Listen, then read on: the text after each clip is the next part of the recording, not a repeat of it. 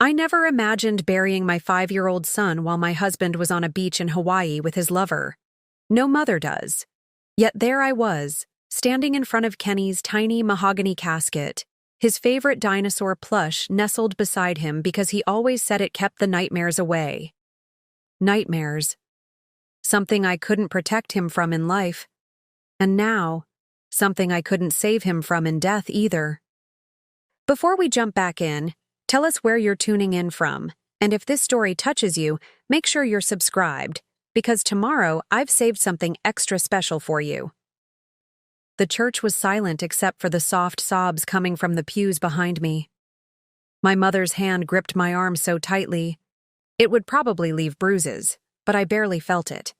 The physical pain was nothing compared to the hollow ache expanding in my chest, threatening to consume me from the inside out. Everyone had come. Teachers from Kenny's preschool, neighbors, old college friends, everyone except the one person who should have been standing beside me. Evan. Willow, honey. It's time, my mother whispered, gently guiding me toward the front pew. I nodded mechanically, my body moving on autopilot while my mind remained frozen on the image that had greeted me just 30 minutes before I'd left for the funeral. I hadn't meant to check my phone. The funeral director had been going through last-minute details, and my phone had buzzed with what I assumed was another condolence message. Instead, what illuminated my screen was a photo from an unknown number. Evan, his arm wrapped around a woman I'd never seen before, both of them laughing on a pristine Hawaiian beach, cocktails in hand. The caption below read, "Thought you should know where your husband really is today. Someone who cares about the truth." For a moment, I couldn't process what I was seeing. Evan was supposed to be at an emergency conference in Chicago. That's what he'd told me when he explained why he'd have to miss Kenny's funeral. A last-minute work crisis that couldn't be rescheduled. I'd been too numb with grief to question. It too consumed by the loss of our son to wonder why he'd prioritize work over saying goodbye to Kenny. But there was no conference. There was only Evan, sunshine, and a woman who wasn't me. As I sat in the front pew, listening to the pastor speak, about Kenny's brave battle with leukemia, about his infectious laugh and kind heart, I felt something shift inside me. The crushing grief was still there, a weight I'd carry forever, but alongside it grew something else, a cold, clear anger that sharpened my senses and steadied my hands. My phone buzzed again in my purse. I shouldn't have looked. Not here, not now, but something compelled me to. A message from Evan. "Thinking of you and Kenny today. The conference is going well. Call you tonight." The lie was so casual, so effortless. Had there been other lies? How long had this been going on? I thought back to the past few months. Evan's late nights at the office, the weekend business trips that had become more frequent as Kenny's condition worsened, the way he'd seemed almost relieved when hospital visits gave him an excuse to be elsewhere. I'd attributed his distance to grief, to his own way of coping with our son's terminal diagnosis. I'd made excuses for him because I couldn't bear to face another loss.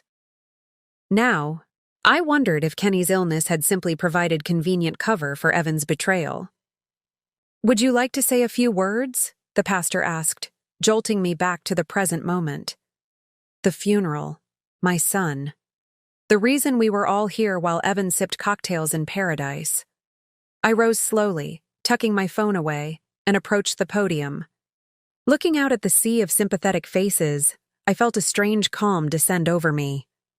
These people had come to support us, to support Kenny and me, because they cared. They weren't pretending. They weren't lying. "Kenny loved dinosaurs," I began, my voice steadier than I expected. "He believed they were still out there somewhere, hiding, waiting to be discovered. He'd tell anyone who would listen that when he grew up, he was going to find them all." A small, sad laugh rippled through the congregation. Even in the hospital, when the treatments made him so sick he could barely lift his head, he'd make me promise to read him just one more dinosaur fact before bed. As I spoke about my son, his courage, his imagination, his kindness. I felt his presence around me, supporting me when I should have been falling apart. I didn't mention Evan. This moment was about Kenny, not about my husband's betrayal. After the service, people gathered at my parents' house. I moved through the crowd like a ghost, accepting hugs and condolences with quiet thanks. Several people asked about Evan, their expressions a mixture of concern and curiosity. "Work emergency," I said simply, the lie tasting bitter on my tongue. I wouldn't expose his betrayal, not today. Today was for Kenny. My sister, Abigail, stayed close, running interference when conversations became too difficult. She'd flown in from Seattle as soon as she'd heard about Kenny's final turn, had been by my side through those last terrible days in the hospital. Unlike Evan, who had been too busy to spend the night, who had always found reasons to step out when the doctors delivered bad news. "You should eat something," Abigail said, pressing a plate into my hands. I couldn't remember when I'd last had a proper meal. Food had lost its taste weeks ago. "I'm not hungry," I replied, but took the plate anyway to appease her. "Mom's worried about you," she continued. "We all are." I looked at her then, really looked at her, and saw the question in her eyes. She knew something was wrong beyond the obvious grief. Abigail had always been perceptive. "Not now," I said quietly. "I can't. Not today." She nodded, understanding without needing the details. "Whatever it is, you're not alone, Willow. Remember that." As the afternoon wore on, people gradually departed, leaving just family. My father was in the kitchen, washing dishes with mechanical precision. My mother sat on the couch, leafing through a photo album of Kenny's short life. Abigail was on the phone in the hallway, speaking in hushed tones to her husband back in Seattle. I slipped out to the backyard, needing a moment alone. The swing set Kenny had loved stood silent in the corner, unused since his diagnosis had made him too weak to play. I sat on one of the swings, my feet dragging in the dirt below. My phone buzzed again. Another message from Evan. "How did it go? Wish I could have been there. Love you." The casual cruelty of it took my breath away. How dare he pretend to care? How dare he ask about a funeral he should have attended? And then another message arrived, this one from the same unknown number that had sent the photo. "There's more you should know. Not just Hawaii, not just today. Let me know when you're ready to hear it." I stared at the message, my mind racing. Who was this person? How did they know about Evan's betrayal? And what else was there to know? Part of me wanted to ignore it, to protect myself from further pain. But a stronger part, a part that had been awakened by the photo of Evan and his mystery woman, knew I couldn't hide from the truth anymore. Kenny had faced his illness with courage. I owed it to him, and to myself, to face whatever was coming, with the same strength. I typed a simple reply. "Tell me everything." The day after Kenny's funeral, I woke to an empty house. My parents had offered to let me stay with them, but I needed the solitude, needed to be surrounded by Kenny's things, his dinosaur collection lining the shelves, his drawings magnetized to the refrigerator, his tiny shoes still by the door. Each item was a knife to my heart, but they were also proof he had existed, that his short life had mattered. My phone chimed with a message notification. Evan again. "Landing in Chicago tonight. Can't wait to see you tomorrow. Been thinking about you and Kenny constantly." Chicago. The lies continued. I hadn't responded to his messages yesterday. Couldn't bring myself to engage with his fiction while my reality was so brutally different. But the unknown number, my mysterious informant, had been silent too, despite my request to know everything. Perhaps it had been a cruel prank, someone's idea of justice or revenge. I was making coffee when the doorbell rang. I wasn't expecting visitors, had specifically asked for space today. Through the peephole, I saw a woman I didn't recognize. Early 30s, auburn hair pulled back in a neat ponytail, dressed in jeans and a simple blouse. Something about her seemed vaguely familiar, though I couldn't place her. Preparing and narrating this story took us a lot of time, so if you are enjoying it, subscribe to our channel. It means a lot to us. Now back to the story. Can I help you? I asked through the still-chained door. Are you Willow? She asked. When I nodded, she continued. My name is Noelle. I'm the one who sent you the photo. I think we need to talk. My stomach dropped. The mysterious texter, here in person. I should have slammed the door, should have demanded she leave, but curiosity and that new cold anger propelled me forward. I unlatched the chain. You have 5 minutes, I said, leading her to the kitchen. I didn't offer coffee. Noelle sat at the table, her posture rigid, hands clasped in front of her. First, I'm sorry about your son, she said, and the sincerity in her voice surprised me. And I'm sorry to bring more pain, but you deserve to know the truth. Which is what, exactly? My voice sounded distant, detached, as if I were listening to someone else speak. Evan has been seeing my sister, Anna, for almost a year, Noelle said, meeting my gaze directly. I only found out recently, when Anna started talking about their future together once her divorce finalized. She mentioned you, how convenient it was that you were so distracted by your son's illness that you never questioned Evan's absences. The casual cruelty of it hit me like a physical blow. Kenny's illness, his suffering, his death, had been nothing but a convenient distraction. Why are you telling me this? I asked. Why send the photo? Because my sister is making a mistake, and because what Evan's doing to you is wrong, Noelle replied simply. Anna thinks he's going to leave you for her. She doesn't understand that she's just another in a pattern. Pattern? My mouth was dry, heart racing. Noelle reached into her bag and pulled out a manila folder. There have been others before Anna, at least 2 that I know of. But that's not the worst part. She slid the folder across the table. You should see these. Inside were printouts of bank statements, insurance documents, and what appeared to be mortgage papers. I stared at them, uncomprehending at first, then with growing horror as I began to understand.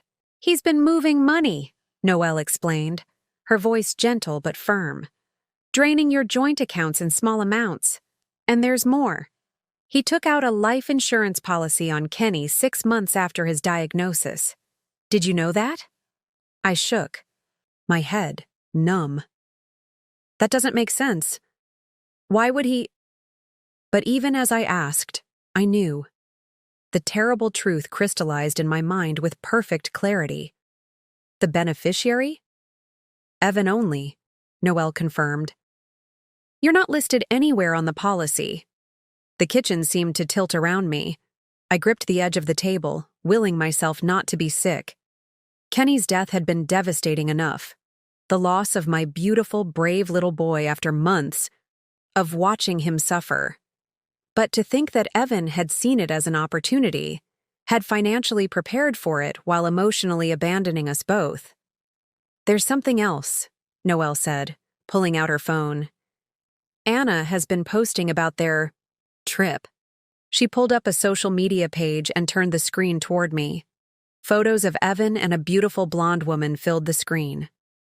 Sunset beach walks, helicopter tours, intimate dinners. The captions made my blood boil. Starting our new life with my soulmate and finally free to be with the man I love. The timestamps showed the posts beginning the day before Kenny's death. They had already been in Hawaii while I sat by our son's hospital bed, holding his hand as he took his final breaths. Evan had claimed an emergency business trip that day, too. Why are you helping me? I finally asked, pushing the phone away. She's your sister. Noelle's expression hardened. Anna has always taken what she wants without considering the consequences. But this, she gestured at the documents, is beyond selfish. It's cruel. And Kenny was just a child. He deserved better. You both did. I nodded, unable to speak past the lump in my throat. There's one more thing you should know, Noelle continued. Evan and Anna are looking at property in Hawaii. They've been touring houses this week, expensive ones. I think they're planning to use the insurance money. The pieces clicked into place. The missing funds from our accounts, the life insurance policy. The future Evan was building while our son was dying. A future that didn't include me. What are you going to do? Noelle asked. I stared at the evidence spread across my kitchen table.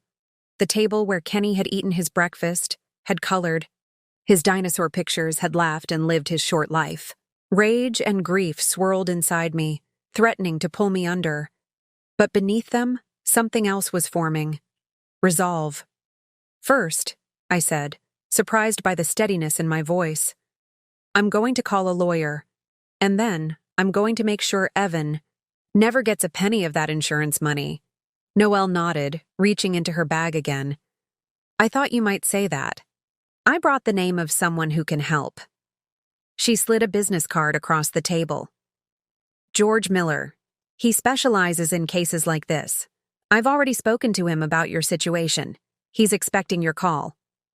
I took the card, studying the embossed letters. Why go to this trouble for a stranger? Noelle's eyes met mine, and I saw something familiar in them. The same pain I felt, perhaps differently caused, but no less real. Because 2 years ago someone did this to me. They didn't warn me when they could have. I won't make the same mistake. As she stood to leave, I found myself reaching for her hand. Thank you, I said simply. She squeezed my fingers briefly. Don't thank me yet. The hard part is still coming. She glanced at the folder of evidence. When Evan finds out, you know. Let him come, I said, and for the first time since Kenny's diagnosis, I felt something like strength flowing through me. I'm not afraid anymore. What else can he take from me that he hasn't already tried to steal?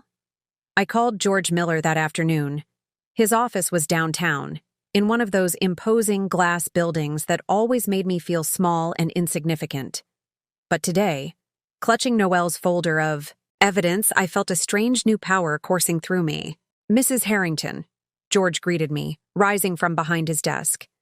He was older than I'd expected, with silver hair and kind eyes that reminded me of my father. I'm very sorry about your son. The mention of Kenny sent a fresh wave of pain through me, but I pushed it aside. There would be time for grief later. Right now, I needed clarity. Noelle explained some of the situation, George continued, gesturing for me to sit. But I'd like to hear it from you, if you're up to it. So I told him everything, Kenny's diagnosis. 18 months ago, Evan's increasing absences, the life insurance policy I never knew existed, the photo from the funeral. And finally, the evidence Noelle had provided. George listened without interruption, taking occasional notes. When I finished, he leaned back in his chair, his expression grave. What Evan has done, is doing, is reprehensible, he said. But more importantly, much of it is illegal. Forging signatures, misappropriating joint assets, insurance fraud, these are serious offenses. What can we do? I asked, trying to keep the desperation from my voice. First, we protect what's left, George replied, his tone shifting from sympathetic to strategic. I'll file emergency orders to freeze your joint accounts and any assets in both your names. We'll need to move quickly before Evan returns and realizes you know. And the insurance money?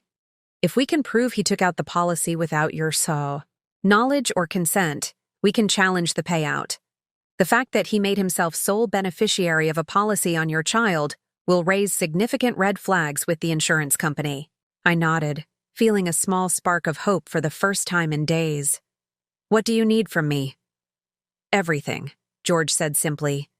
Bank statements, property deeds, communication records, anything that shows a pattern of deception or financial misconduct. I have access to our online accounts, I said. And his email is synced to the home computer. A flicker of caution crossed George's face. Be careful there. We need to document everything legally. No unauthorized access to his personal accounts. I thought of Evan's laptop, always password protected, always kept close. What about his personal computer? I'm sure there's evidence there, but I don't have the password. George considered this. Let's focus on what we can legally access for now. I'll also need a detailed timeline. When Kenny was diagnosed, when Evan's behavior changed, when these trips began. I spent the next hour going through every detail I could remember, George filling pages with notes. By the time we finished, a plan was taking shape. Methodical, legal, and devastating in its thoroughness. Evan returns tomorrow? George confirmed as our meeting concluded. I nodded. That's what he said, from his Chicago conference. Don't confront him, George advised. Act normal. We need time to secure these emergency orders before he realizes what's happening. The thought of facing Evan, of pretending I didn't know about his betrayal, made my stomach turn. But I understood the strategy.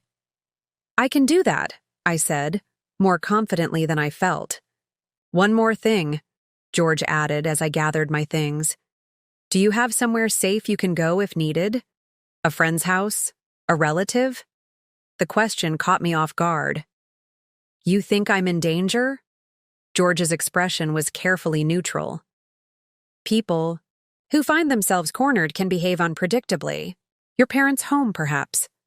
I thought of my childhood bedroom, now a guest room, of my mother's worried eyes and my father's silent support. Yes, I said. I have somewhere. Back home, I began the process of gathering evidence. I logged into our joint bank accounts, downloading statements from the past 2 years. The pattern was clear once I knew to look for it. Small withdrawals, growing larger and more frequent as Kenny's condition worsened. In our shared cloud storage, I found travel itineraries carefully labeled as business conferences that matched dates of social media posts Noelle had shown me. Evan and Anna in San Diego, in Vail, in New York. Places he'd gone while I sat by Kenny's hospital bed, negotiated with insurance companies, and somehow kept our home running. The most damning evidence came from our home office. In a locked filing cabinet, the key to which I'd found years ago hidden predictably in Evan's sock drawer, I discovered a folder of property listings. Luxury homes in Hawaii's most exclusive neighborhoods, all well above what we could afford, on our salaries. I photographed everything, making copies where possible, scanning documents into a secure folder George had set up. Each piece of evidence was another nail in the coffin of the life I'd thought we had. As evening fell, I found myself in Kenny's room, sitting on his dinosaur print bedspread, surrounded by the toys he'd loved. The wall calendar still showed the month he died, with doctor's appointments and medication schedules carefully noted in my handwriting. I'm so sorry, Kenny, I whispered to the empty room. I should have seen it, should have known. But how could I have?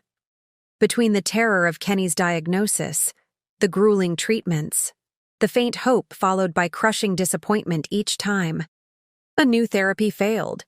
I'd had no capacity to question Evan's absences, his excuses, his growing emotional distance. I'd attributed his behavior to grief, to different coping mechanisms, to the strain Kenny's illness had put on our marriage. I'd made excuses for him because I couldn't bear to face another loss while watching my son slip away. My phone buzzed with a text from Evan. Just landed in Chicago, flight delayed. Can't wait to see you and sleep in our bed tomorrow night. Love you. I stared at the message, at the casual lie, at the declaration of love that now felt like ash in my mouth. Tomorrow he would return, expecting to find his grieving, unsuspecting wife. He would embrace me, tell me how sorry he was to have missed Kenny's funeral, perhaps even shed tears for the son he'd already discarded in favor of his new life. And I would pretend to believe him, would accept his comfort, would act as though my world was broken only by Kenny's death, and not by his betrayal. My phone buzzed again. Not Evan this time, but Noelle. "Are you okay? Did you meet with George?" The simple question of concern brought unexpected tears to my eyes. This stranger had shown me more honesty and support than my husband had in months. "Yes," I texted back. "We have a plan. Thank you again." "He'll probably try to turn it around on you," came her swift reply. "Make you doubt yourself. Don't let him." I thought of all the times Evan had done exactly that. Subtly questioned my memory, dismissed my concerns, made me feel unreasonable for needing his support during Kenny's illness. The pattern had been there all along. I just hadn't had the perspective to see it. "I won't," I promised, both to Noelle and to myself. "Not anymore." Setting down my phone, I reached for Kenny's favorite dinosaur plush, the one that had been his constant companion through hospital stays and painful treatments, the one duplicate I'd kept while the original rested with him.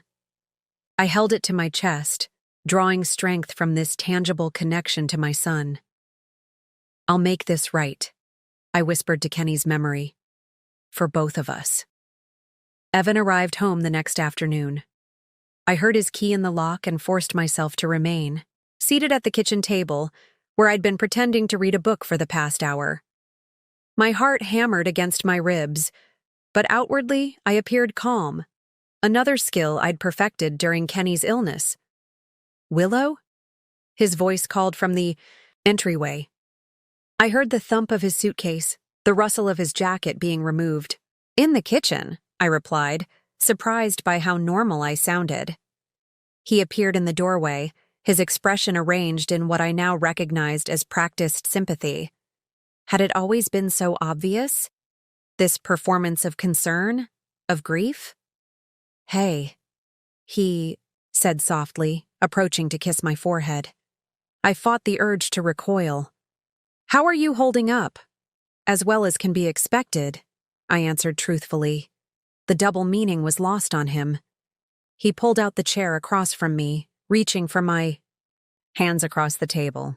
I let him take them, noting the subtle tan lines on his wrists where his watch had been while he soaked up the Hawaiian sun.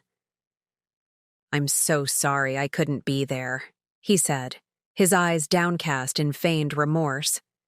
The conference was impossible to reschedule, and with the company in such a precarious position— "I understand," I interrupted, unable to stomach any more lies. "Work is important." Relief flickered across his face. He'd expected resistance, perhaps tears or accusations about his absence.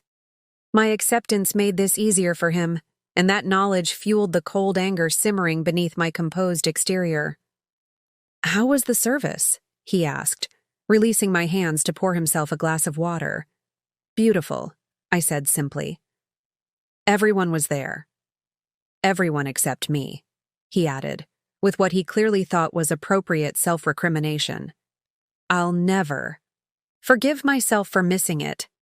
I bit my tongue, literally, to keep from saying what I really thought. The metallic taste of blood filled my mouth, oddly grounding. "Are your parents still in town?" Evan continued, oblivious to my internal struggle. "They left this morning. Mom wanted to stay longer, but I told her I needed some space." The truth, for once. I couldn't risk my mother's perceptiveness. She would see through my act in seconds. Evan nodded, assuming my request for solitude would benefit his plans.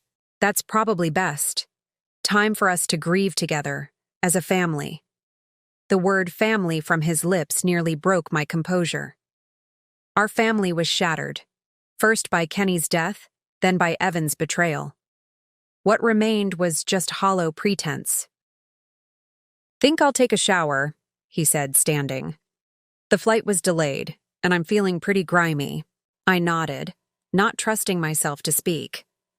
As soon as I heard the bathroom door close and the shower start, I moved swiftly to his suitcase. The outer pocket held his travel documents, not from Chicago, but from Honolulu. I quickly photographed them with my phone, then checked the luggage tags. More evidence. Inside the main compartment, beneath carefully folded clothes that smelled of unfamiliar laundry detergent, I found a small velvet box. My hands trembled as I opened it to reveal a diamond ring. Not the modest one he'd given me years ago, but something ostentatious, flashy. A gift for Anna, no doubt. I heard the shower stop and hastily replaced everything, returning to my seat at the kitchen table just as Evan emerged, hair damp, dressed in clean clothes. "Feels better?" he said with a smile that didn't reach his eyes. "Are you hungry? I could order something." "Not really," I replied honestly. Food had been the last thing on my mind for days. "You need to eat, Willow," he admonished gently. "You look like you've lost weight." The concern might have touched me once. Now I recognized it as another performance, the caring husband, worried about his grieving wife.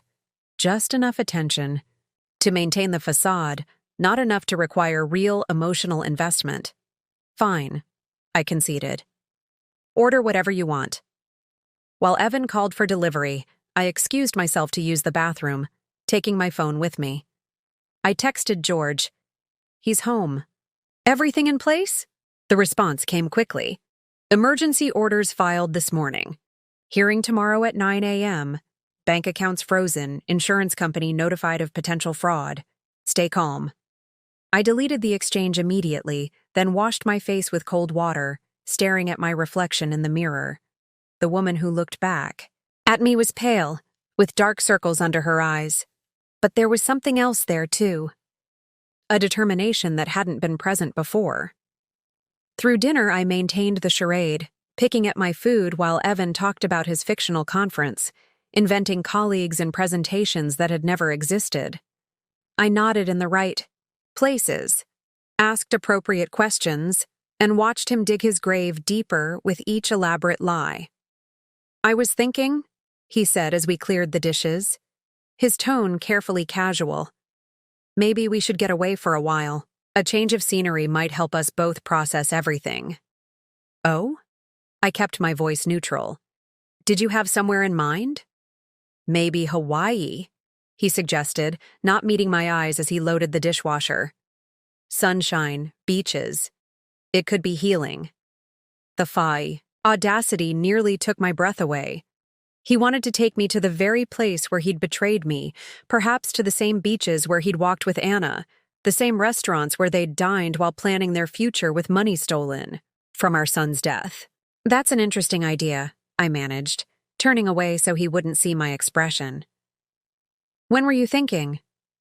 "Soon," he said, closing the dishwasher. "Maybe next week. I could look at flights tomorrow." "Let me think about it," I replied. "I'm not sure I'm ready to be around strangers yet." Evan nodded, accepting my hesitation as reasonable grief rather than the stalling tactic it was. "Of course, whenever you feel ready." That night, lying beside him in our bed, I kept to the far edge of the mattress, claiming I was restless and didn't want to disturb him. In reality, I couldn't bear his touch, couldn't stand the thought of his arms around me when they had so recently been around another woman. I waited until his breathing deepened into sleep before slipping from the bed. In the soft glow of my phone's flashlight, I crept to his suitcase again, retrieving the ring box. I photographed it from every angle, including the jeweler's mark inside, then searched the pockets of his discarded pants. His wallet yielded receipts from Hawaii, restaurants, tours, a jewelry store with a price that matched the ostentatious ring. I documented everything, then carefully replaced it all exactly as I'd found it. In the stillness of our living room, I sent the new evidence to George, then curled up on the couch, pulling Kenny's dinosaur plush to my chest. Tomorrow would bring the first real confrontation, not with Evan, but with the legal system that would ultimately expose his betrayal. As I drifted into uneasy sleep, I found myself wondering about Anna. Did she really believe Evan would leave? Me for her? Did she know about the others Noelle had mentioned? Or was she just another pawn in whatever game Evan was playing? A game where Kenny and I were simply obstacles to be removed. Morning would bring answers, but for now, I clung to the one truth I was certain of. everything Evan had built on lies was about to come crashing down around him, and I would be there to watch it fall. I woke before Evan, my back stiff from a night on the couch. The sky outside was just beginning to lighten, casting our living room in gray shadows. For a moment, I lay still, listening to the quiet house, a quiet that once would have been broken by Kenny's early morning cartoons, his excited chatter about whatever dream had filled his sleep. The silence felt accusatory now. Empty. I checked my phone. 6:15 a.m. George's hearing was at 9:30. I had less than 3 hours to prepare myself, to maintain the pretense for just a little longer. In the kitchen, I made coffee, the familiar routine offering a strange comfort. I heard Evan stirring upstairs, the creak of our bedroom door, his footsteps on the stairs. "You're up early," he said, appearing in the doorway. His hair was tousled from sleep, his expression one of practiced concern. "Couldn't sleep?" I handed him a cup of coffee. "Not well," I admitted. At least that wasn't a lie. "You should have woken me," he said, reaching to touch my face. I allowed it, though his fingers felt like brands against my skin. "I'm worried about you, Willow." "I'm fine," I replied, stepping away under the pretense of refilling my cup. "Just processing everything." Evan nodded, assuming I meant Kenny's death rather than his betrayal. "I was thinking I might work from home today," he offered. "Keep you company." Panic fluttered in my chest. I needed to be at the courthouse. "Actually," I said carefully, "my mother called this morning. She forgot some things and wants to meet for coffee to pick them up." "I can come with you," he suggested, and I saw a calculation behind his helpfulness. He wanted to monitor me, to make sure I wasn't falling apart in ways that might interfere with his plans. "No need," I said lightly. "It'll just be a quick meeting. Besides, I'm sure you have work to catch up on after your conference." He hesitated, then nodded. "You're right. But call me if you need anything, okay?" "Of course," I promised. The lie easy after all his falsehoods. I showered and dressed with deliberate care, choosing clothes that made me look put together but appropriately subdued for a grieving mother. As I applied minimal makeup, I caught Evan watching me from the doorway of our bathroom. "You look nice," he commented, his tone suggesting surprise. "Mom thinks getting dressed helps with grief," I explained, which was true, though irrelevant to my current motivation.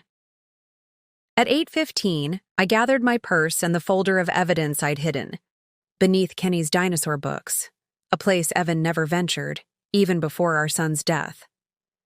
"I'll be back in a couple of hours," I told Evan, accepting his kiss on my cheek without flinching. "Don't worry about lunch. I'll probably eat with Mom." "Take your time," he said generously. "I'll be here when you get back." The irony of his statement, all the times he hadn't been there when I needed him, nearly made me laugh, a bitter sound I swallowed back. George was waiting outside the courthouse, his silver hair catching the morning sunlight. He wore a dark suit that somehow made him look both authoritative and kindly, like a professor rather than a lawyer. "You made it," he said, relief evident in his voice. "Any problems?" I shook my head. He suspects nothing. He even suggested a trip to Hawaii to help us heal. George's expression hardened. The audacity is almost impressive. Inside, we were directed to a small courtroom where a judge was hearing emergency petitions. Several cases were called before, ours, each brief and businesslike. When our turn came, George presented the evidence methodically. Bank records showing systematic withdrawal of funds, forged documents, the life insurance policy taken out without my knowledge or consent. The judge, a stern-faced woman with reading glasses perched on her nose, reviewed everything carefully before looking up at me. "Mrs. Harrington, were you aware of any of these financial arrangements?" "No, Your Honor," I answered, my voice steadier than I expected. "I knew nothing about the life insurance policy or the transfers from our joint accounts." She nodded, making a note. And your husband returns from Hawaii today? He returned yesterday, Your Honor, I clarified, though he claims he was in Chicago for a business conference. Something flickered across the judge's face. Disgust, perhaps, or simple human empathy. I see. She turned to George. The evidence is compelling, Mr. Miller. I'm granting the emergency orders as requested. All joint accounts will remain frozen, and the insurance payment will be held in escrow pending further investigation. Relief washed over me, so powerful that for a moment I couldn't speak. Additionally, the judge continued, I'm issuing a temporary restraining order preventing Mr. Harrington from disposing of any marital assets or removing property from your shared residence. Thank you, Your Honor, George said, his professional demeanor intact despite the victory. As we left the courtroom, my phone buzzed with a text from Evan. How's coffee with your mom? Miss you. The casual lie made my stomach turn. I showed the message to George, who shook his head in disbelief. What now? I asked as we descended the courthouse steps. Now, George said. We wait for him to discover the accounts are frozen. When he does, and he will, likely today, he'll realize his plans are in jeopardy. That's when things might get volatile. You think he'll become dangerous? The thought hadn't fully formed in my mind until now. I think people who've committed fraud and face exposure often react unpredictably, George answered carefully. Which is why we've requested the restraining order. It's not just about assets, it's about your safety. The weight of the situation settled over me anew. This wasn't just about money or betrayal anymore. It was about protection. Should I go home? I asked, suddenly uncertain. George considered this. Do you have somewhere else you can stay? I thought of my parents, but their home held too many memories of Kenny for me to face right now. My sister Abigail, she has a spare room. Call her, George advised. Pack a bag while Evan is still unaware and leave before he discovers the accounts are frozen. I nodded, the plan taking shape. What about Kenny's things? I can't leave them. We'll arrange for secure storage, George assured me. Right now, your safety is the priority. I called Abigail from the car, explaining, as much as I could without breaking down. Her response was immediate and fierce. That bastard, she hissed. Come straight here. The guest room is already made up. Next, I called my mother, briefly explaining that I needed her to corroborate my coffee story if Evan called. She asked no questions, sensing the urgency in my voice, promising only, whatever you need, honey. By the time I returned home, I had composed myself, slipping back into the role of grieving but coping widow. Evan was in the home office, the door partially closed. I could hear him on the phone, his voice low and urgent. What do you mean, frozen? He was saying. That's impossible. Check again. My heart raced. He'd discovered the first obstacle. Moving. Quickly but quietly, I went to our bedroom and retrieved the small suitcase I'd hidden in the back of my closet weeks ago, packed with essentials when Kenny's condition had worsened and hospital stays became frequent. I added a few more items, then moved to Kenny's room. His dinosaur plush, a photo album, the drawing he'd made in the hospital just days before he died. I took only what was irreplaceable, what I couldn't bear to lose. When I returned to our bedroom, Evan was standing in the doorway, his face a mask of barely controlled rage. What are you doing? He asked, his voice deceptively calm. I froze, the suitcase half hidden behind me. I thought I might stay with Abigail tonight, I said, the partial truth coming easily. I'm having trouble sleeping here. His eyes narrowed, taking in the suitcase, my rigid posture, the fear I couldn't quite disguise. What have you done, Willow? He asked softly, dangerously. What have you done? Evan repeated, taking a step into the bedroom. His voice was low, controlled, but I could see the tension in his jaw, the way his hands curled into fists at his sides. Nothing, I replied, struggling to keep my voice steady.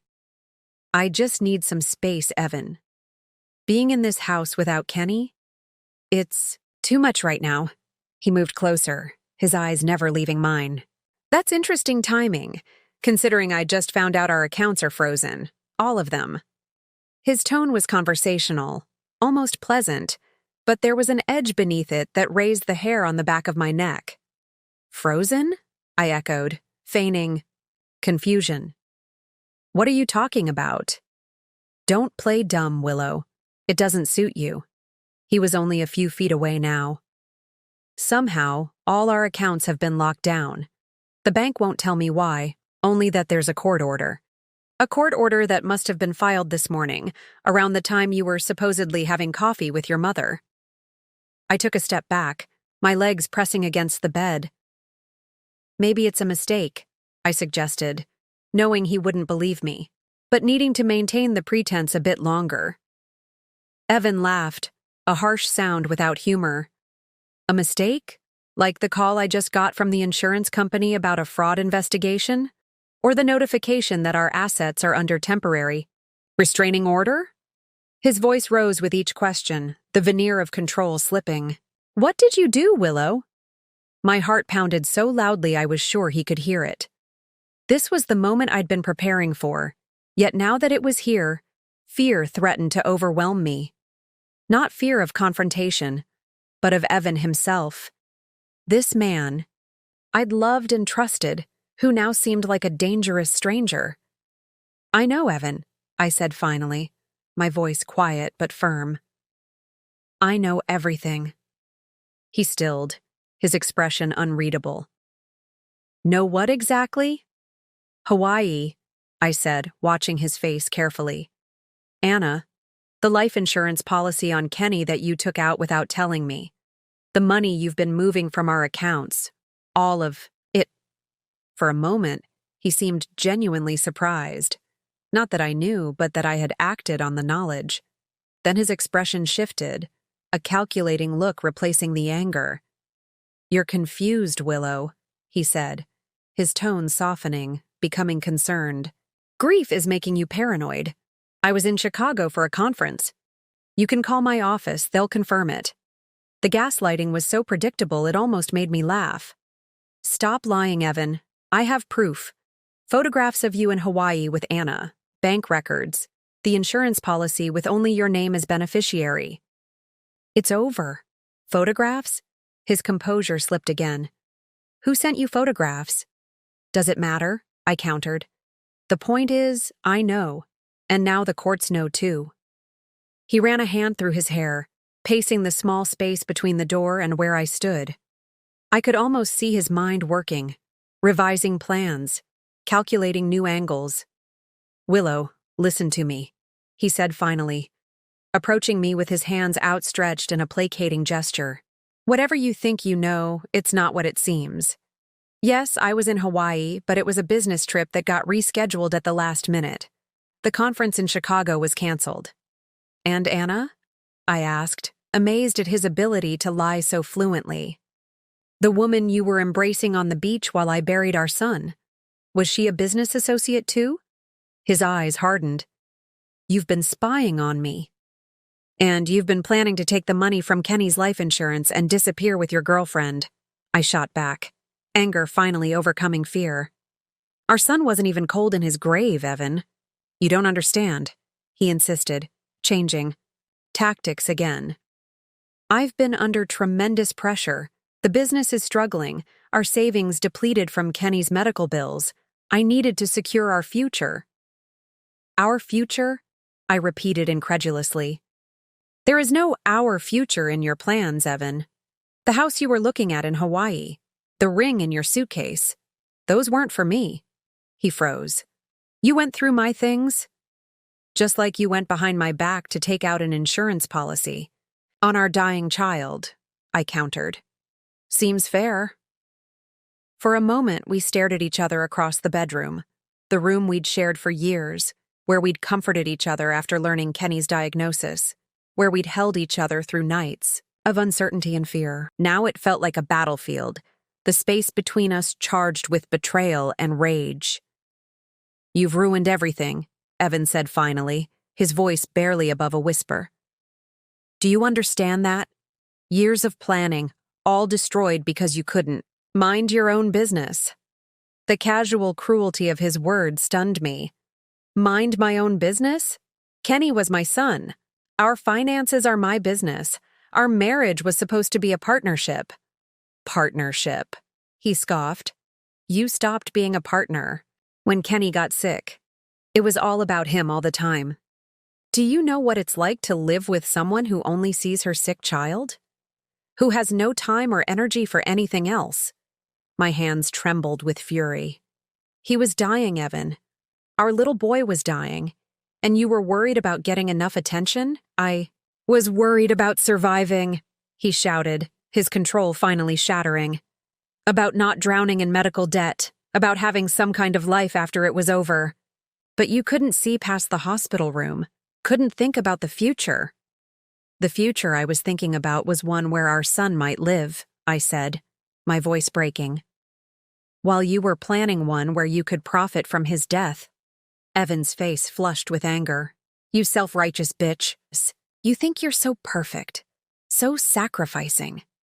The devoted mother. Well, where did that get you? A dead kid and an empty house.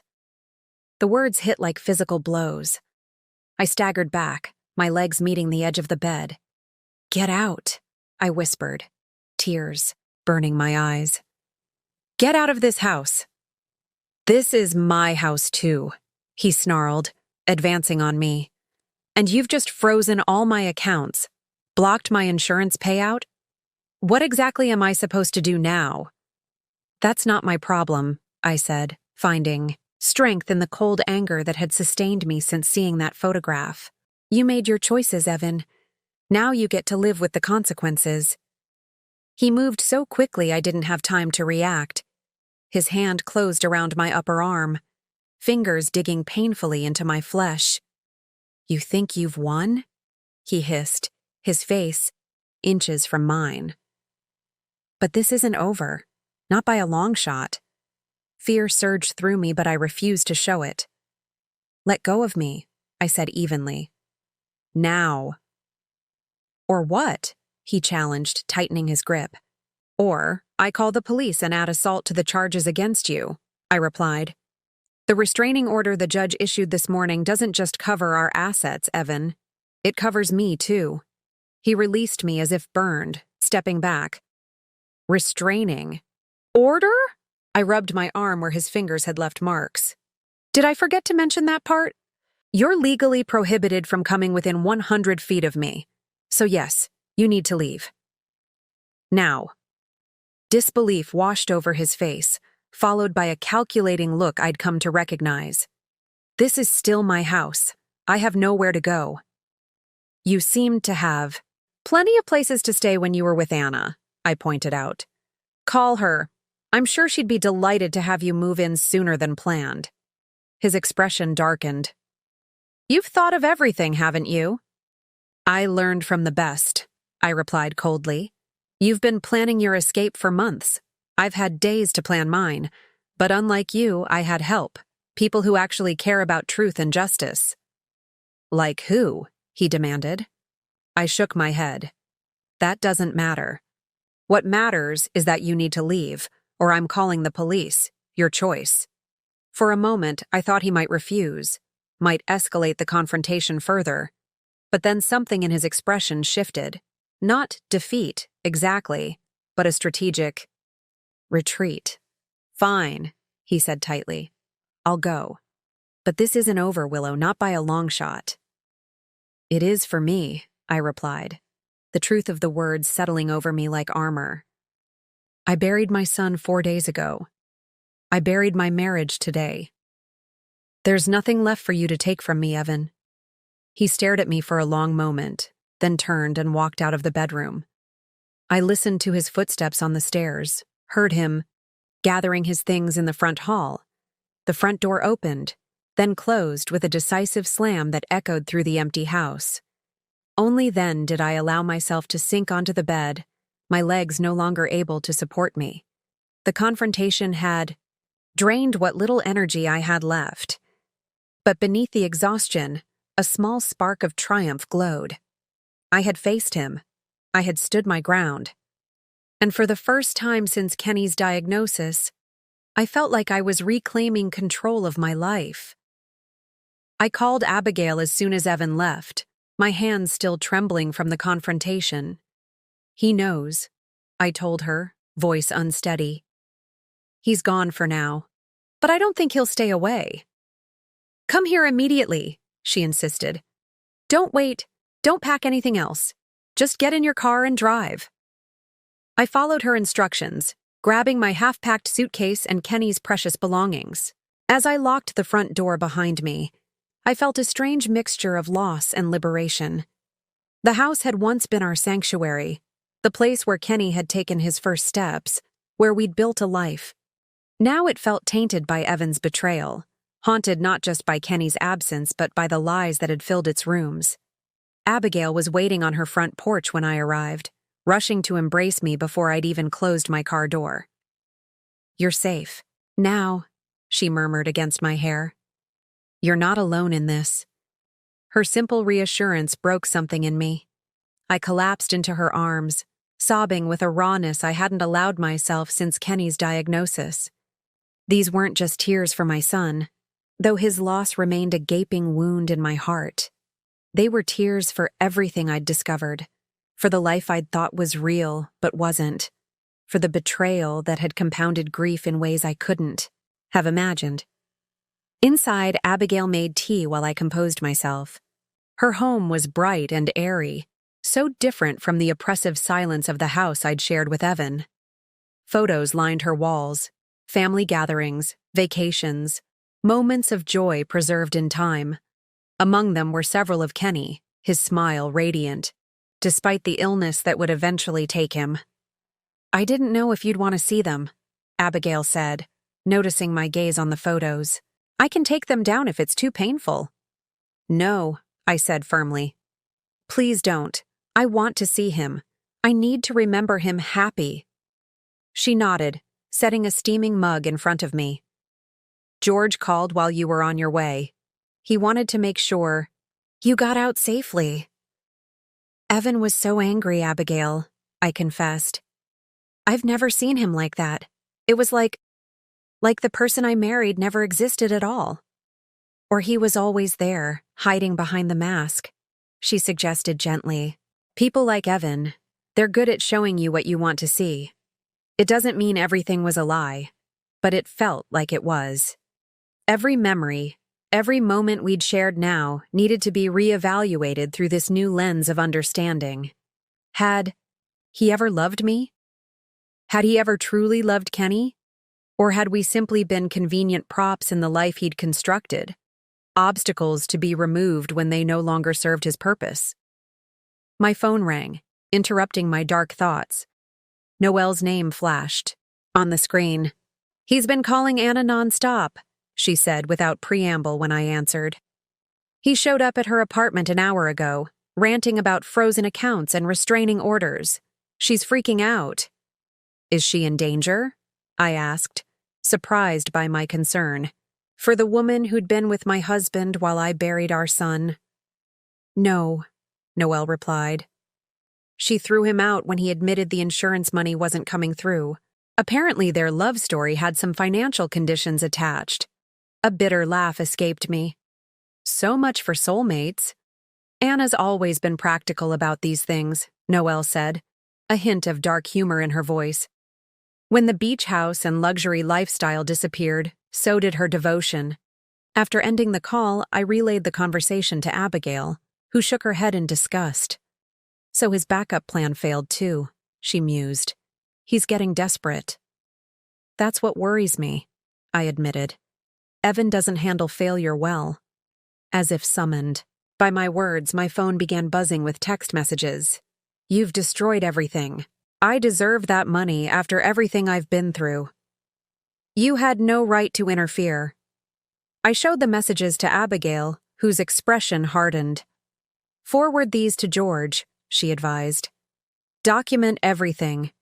If Evan violates the restraining order, even through texts, there will be consequences." I did as she suggested, then turned off my phone. I couldn't bear to see what else Evan might send. couldn't stomach more of his self-pitying rage. That evening, Abigail and I sat on her back porch, watching the sunset paint the sky in shades of orange and pink. For the first time in days, I felt myself breathing more easily, the vice grip of tension around my chest loosening slightly. "Do you remember that summer at the lake house?" Abigail asked suddenly. "When we were kids and Dad built us that rope swing." I nodded, the memory surfacing unexpectedly. "You were too scared to jump. You stood on the platform for almost an hour while everyone waited. But you didn't pressure me," she recalled. "You just sat there with me, saying you'd wait as long as it took. When I finally jumped, you were right behind me." I smiled faintly at the memory. "You screamed the whole way down." "And came up laughing," Abigail finished. "That's who you are, Willow. You wait as long as it takes and you jump when it matters." She reached for my hand, squeezing it gently. "You jumped today. The landing might be rough, but I'm here to make sure you come up laughing again someday."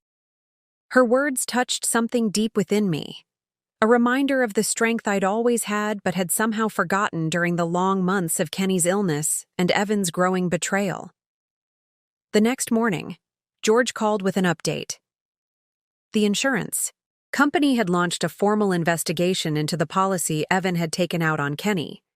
The evidence of fraud was substantial, especially given the forged signatures and the timing relative to Kenny's diagnosis. "There's something else," George added, his tone grave. "We've been looking more deeply into the financial records, and there's a pattern that's concerning." "What kind of pattern?" I asked, dread pooling in my stomach. "Regular payments to someone named Paula Winters," he explained. "They started about 6 months after Kenny was diagnosed and continued until recently." The name meant nothing to me. "Who is she?" "That's what we're trying to determine," George replied. "The amounts are significant. $1,000 transfers every month. At first, I thought it might be another romantic relationship, but the pattern doesn't fit." "Could it be related to Kenny's treatment?" I suggested. "Maybe some alternative therapy Evan was exploring without telling me?" "Possibly," George acknowledged. "But why hide it from you? And why continue the payments after Kenny passed away?" The questions lingered as we ended the call. Another mystery, another layer of deception to unravel. Would I ever know the full extent of Evan's betrayal? Later that day, Noelle called again. Her voice was tense, urgent. "Anna just told me something you need to know," she said without prelude. "About Evan and someone named Paula Winters." My breath caught. "I just heard that name this morning. Who is she?" "According to Anna, she's a nurse. She worked at the children's hospital where Kenny was treated." "A nurse?" I repeated, confused. Why would Evan be paying her thousands of dollars? There was a long pause before Noelle answered, her voice unnaturally controlled. "Anna says Evan told her the payments were to ensure certain information didn't come to light." "What information?" I demanded, a chill running through me. "Information about Kenny's medication," Noelle said carefully. "About dosages and timing." The world seemed to tilt around me. "What are you saying?" "I'm saying you need to talk to this Paula person," Noelle replied. "Immediately. Because if what Anna heard is true, Evan might have done something unforgivable." I clutched the phone, my knuckles white. Something worse than abandoning his dying son? Worse than trying to profit from his death? "Yes," Noelle said simply. "Much worse." Paula Winters lived in a modest apartment complex across town. After receiving her address from Noelle, I debated how to approach her. Should I call first? Show up unannounced? Involve George or the police? In the end, I decided direct confrontation was my only option. If what Noelle had implied was true, if Evan had somehow interfered with Kenny's treatment, I needed to know, no matter how devastating the truth might be. Abigail insisted on driving me. "You're in no condition to be behind the wheel," she said firmly. "Not after what Noelle told you." We sat in silence during the drive, the possibility too terrible to voice aloud. My mind raced with questions, with denials, with the desperate hope that this was all a misunderstanding. Evan might be capable of betrayal, of theft, of callous abandonment, but to harm his own son? It seemed unthinkable, yet the cold voice of reason whispered otherwise. The life insurance policy, the careful timing of his affair with Anna, the plans that depended on Kenny's death and the money it would bring. What if all of that had been more than opportunistic exploitation of tragedy? What if it had been by design? Paula's apartment was on the second floor of a well-maintained building. A small name placard beside her door confirmed we were in the right place. I hesitated, my hand raised to knock, suddenly terrified of what I might learn. "Do you want me to do it?" Abigail asked gently. I shook my head. "No, this is something I have to do." The woman who opened the door was in her early 40s, with tired eyes and brown hair pulled back in a practical ponytail. Recognition flickered across her face as she saw me. "Mrs. Harrington," she said, her voice carefully neutral.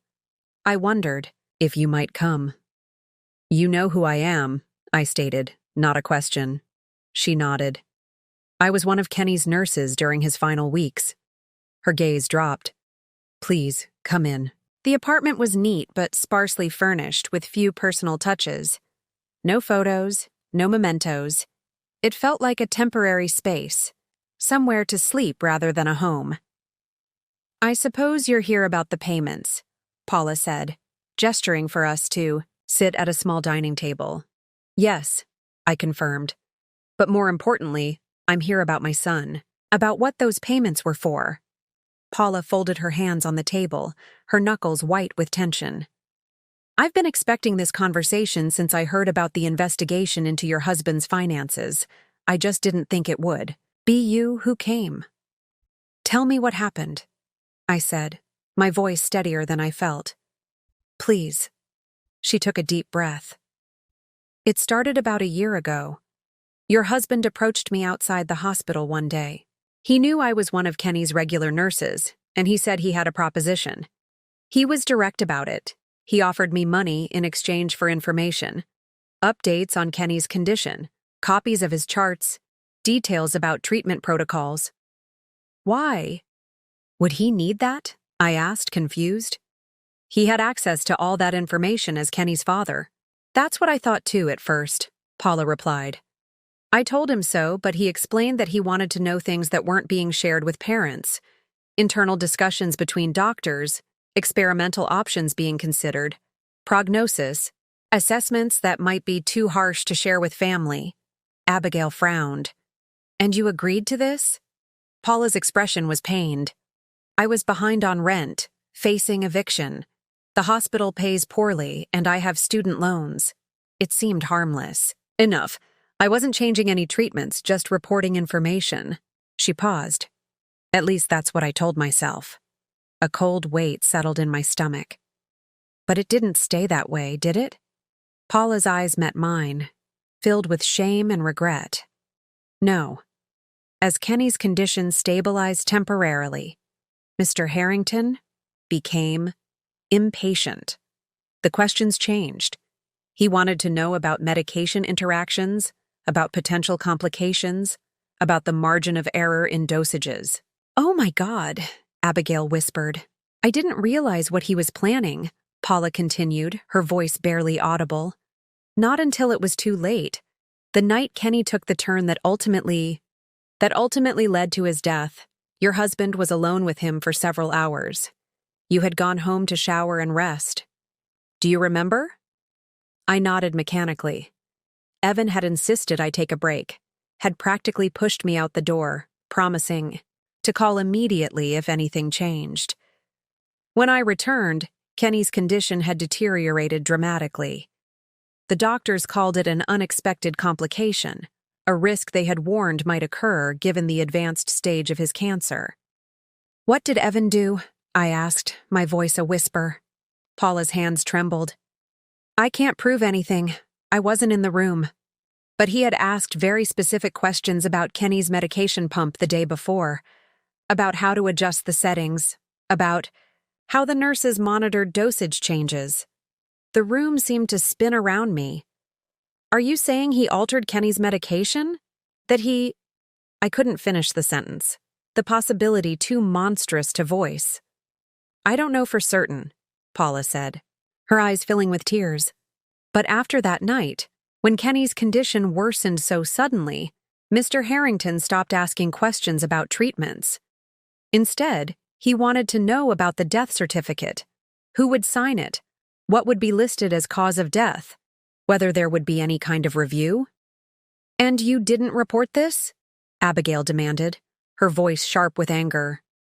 I was complicit by then, Paula admitted. I'd taken his money for months, and I had no proof, only suspicions and my own guilt. After Kenny died, your husband made one final payment, larger than the others, and said our arrangement was concluded. I sat in stunned silence, trying to absorb the enormity of what Paula was suggesting. Evan hadn't just abandoned us during Kenny's illness. He hadn't just tried to profit from our son's death. He might have actively hastened it, might have murdered our child for insurance money. I have records, Paula said quietly, rising to retrieve a small lockbox from a nearby bookshelf. Dates, amounts, notes about what information he requested. I kept them as protection, in case he ever tried to implicate me.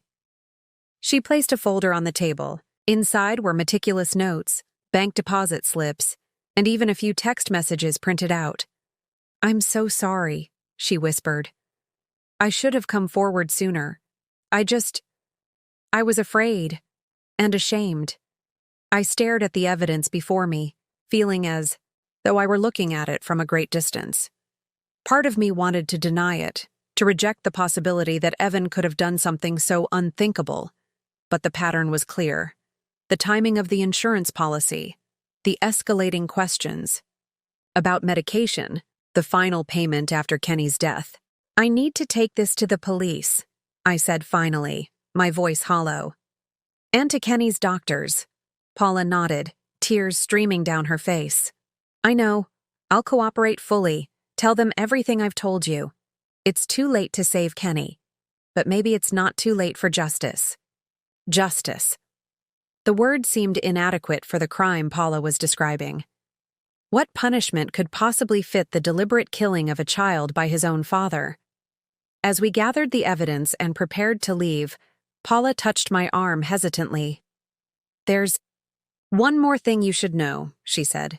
Something I discovered after Kenny died.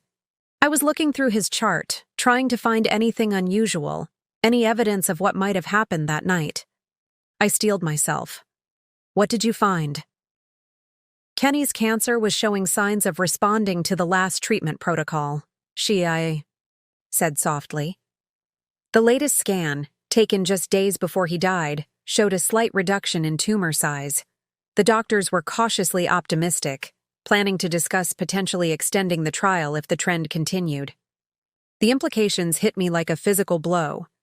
Kenny might have had a chance. A small one, perhaps, but a chance nonetheless. And Evan, unwilling to wait, unwilling to risk the possibility of recovery that would render the insurance policy worthless, might have stolen that chance from him. I swayed on my feet, darkness edging my vision. Abigail's arm went around my shoulders, supporting me. Breathe, Willow, she commanded. Stay with me. Somehow, I made it to the car.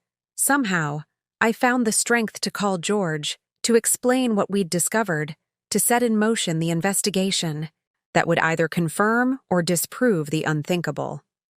As Abigail drove us to the police station, I stared out the window at the ordinary world passing by. People shopping, walking dogs, living their lives untouched by the horror that had engulfed mine. The sky was a perfect blue, the sun shining as if it were any normal day. But nothing would ever be normal again. The betrayal I'd discovered went beyond anything I could have imagined, beyond grief, beyond rage, beyond comprehension.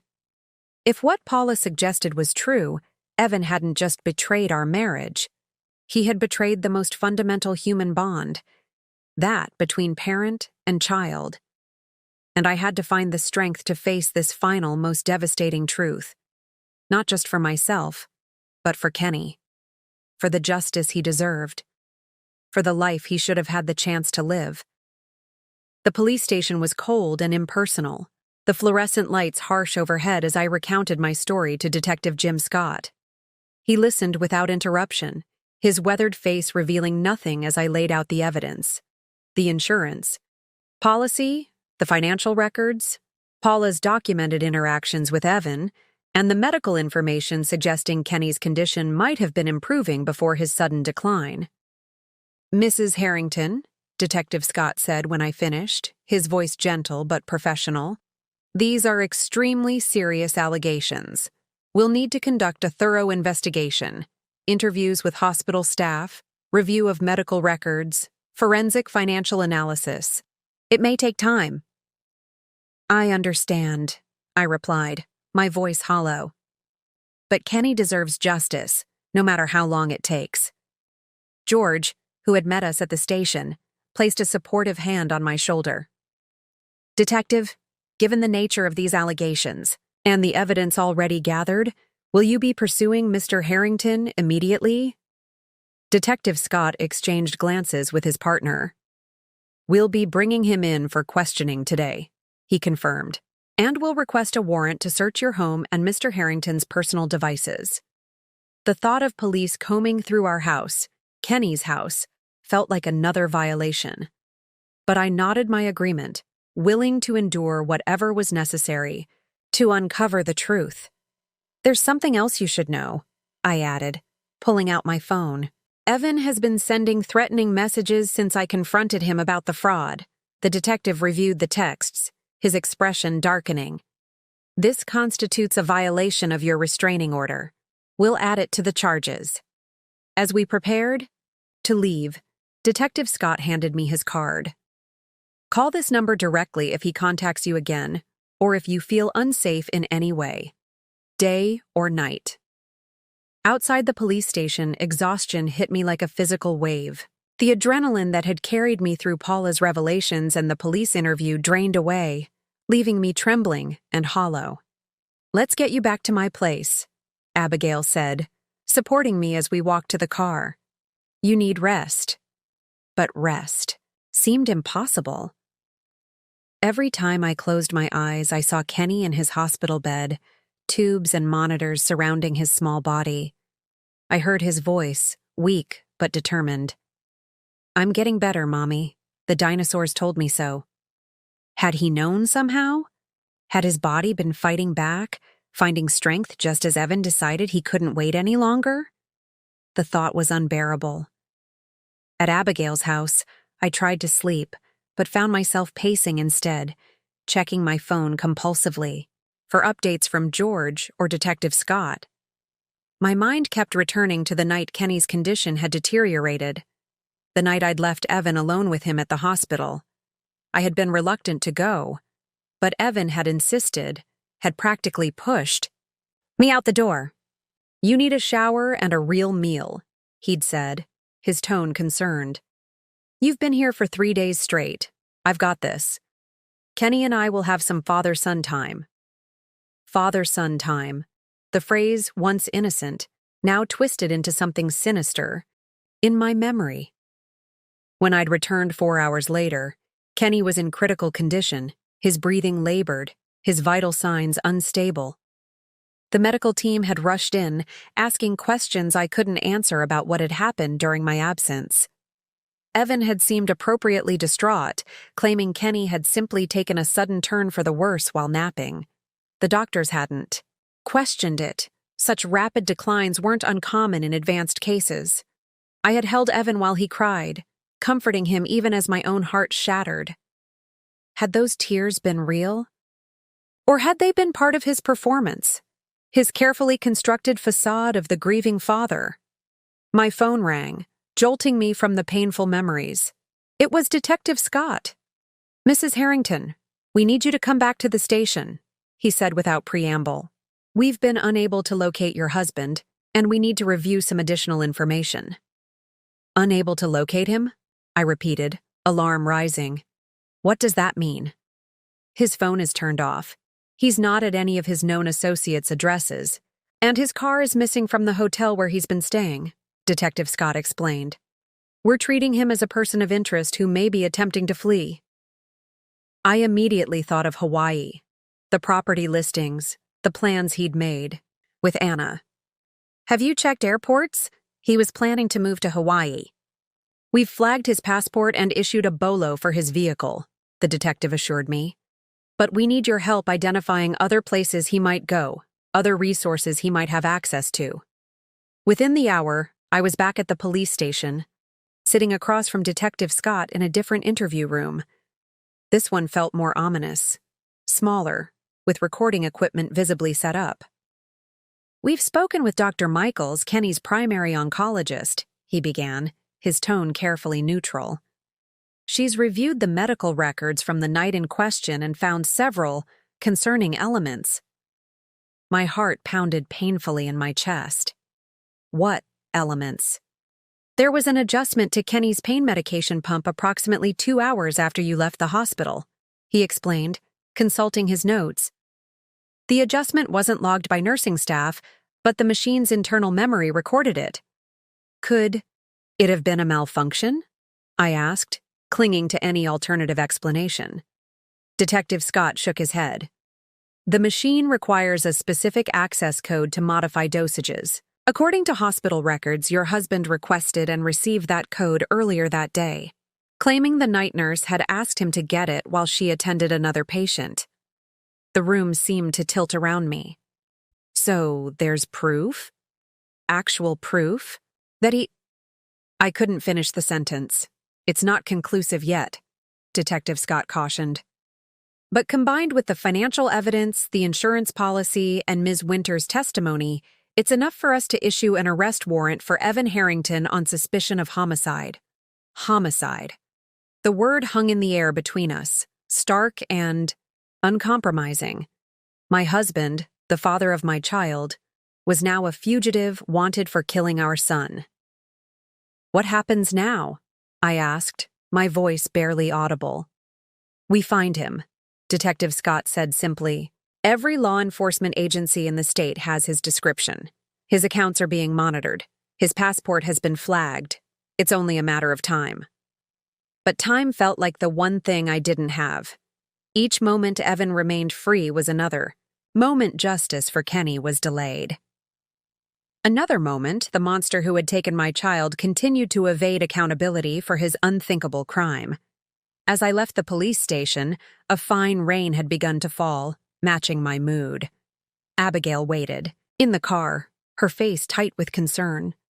They've issued an arrest warrant, I told her as I slid into the passenger seat.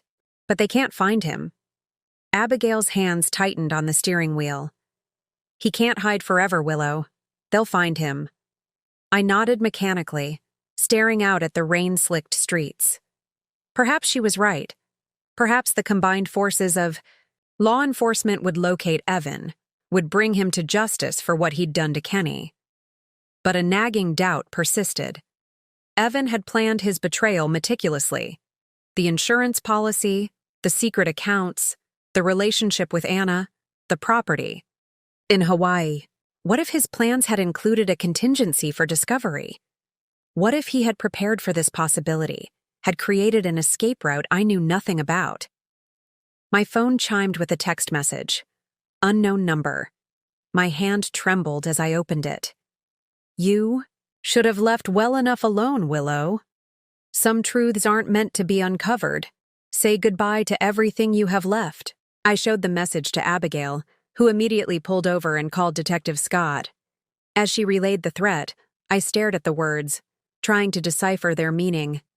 Say goodbye to everything you have left. What did I have left? Kenny was gone. My marriage was revealed as a sham. The house held only painful memories now. Then it hit me. My parents. They had returned to their home after Kenny's funeral, were living their normal lives, unaware of the horror that had been uncovered. In their absence. We need to check on my parents, I said urgently as Abigail ended the call. Now.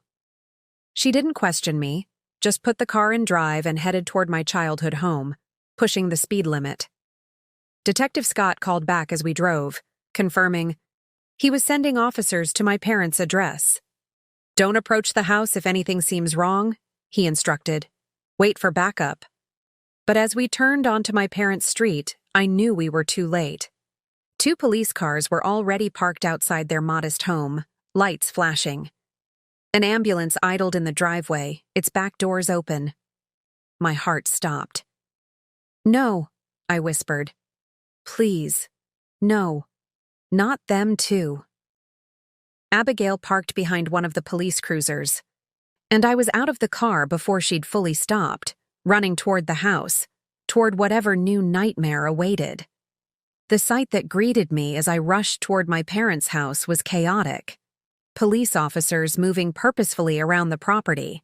Neighbors gathered in small clusters on nearby lawns, their expressions a mixture of curiosity and concern. An officer intercepted me before I could reach the front door. "Ma'am, you can't go in there right now," he said firmly, placing a hand on my arm. "Those are my parents," I cried, trying to push past him. "I need to see them." "Willow." A familiar voice called my name, and I turned to see my father emerging from the house, his face pale, but very much alive. "Dad!" Relief crashed over me in a dizzying wave as I broke free from the officer and ran to embrace him. I was afraid." "I'm all right," he assured me, his arms tight around me. "But your mother—" His voice broke. Cold fear gripped me again. "What happened? Where is she?" "Paramedics are with her now," he said, gesturing toward the ambulance. "Evan was here. He broke in through the back door, demanding money, car keys, anything we could give him. When your mother confronted him, he pushed her. She fell and hit her head on the corner of the coffee table." "Is she—" I couldn't finish the question. "She's conscious," my father said quickly. "But they're worried about a concussion. They're taking her to Memorial Hospital for evaluation." I sagged against him, torn between relief that she was alive and fury at Evan for causing more harm to my family. Detective Scott approached, his expression grim. "Mr. Parker," he addressed my father, "we need a full statement from you about what happened here. And Mrs. Harrington, we need to talk about this latest development." As the paramedics wheeled my mother out on a stretcher, I rushed to her side. Her face was pale, a nasty bruise forming at her temple, but her eyes were open and aware. "Willow," she murmured, reaching for my hand. "Be careful. He's not himself anymore. Don't worry about me," I told her, squeezing her fingers gently. "Just focus on getting better." "I'll ride with her to the hospital," my father said, following the paramedics. "Meet us there when you can." As the ambulance pulled away, Detective Scott guided me to his car. "Your father said Evan was looking for cash and transportation," he explained. "Classic fugitive behavior. Did he mention anything to your parents about where he might be headed?" I shook my head. "My father just said Evan was demanding money and car keys. Did he get either?" "Unfortunately, yes. Your father gave him about $600 from their emergency cash box and the keys to their second vehicle, a 2012 Toyota Camry. We've already added it to the bolo." "He hurt my mother," I said, the reality of it sinking in fully. "He could have killed her, just like—" I stopped, unable to complete the thought that had formed. "Just like he killed Kenny." "We've upgraded the charges," Detective Scott confirmed.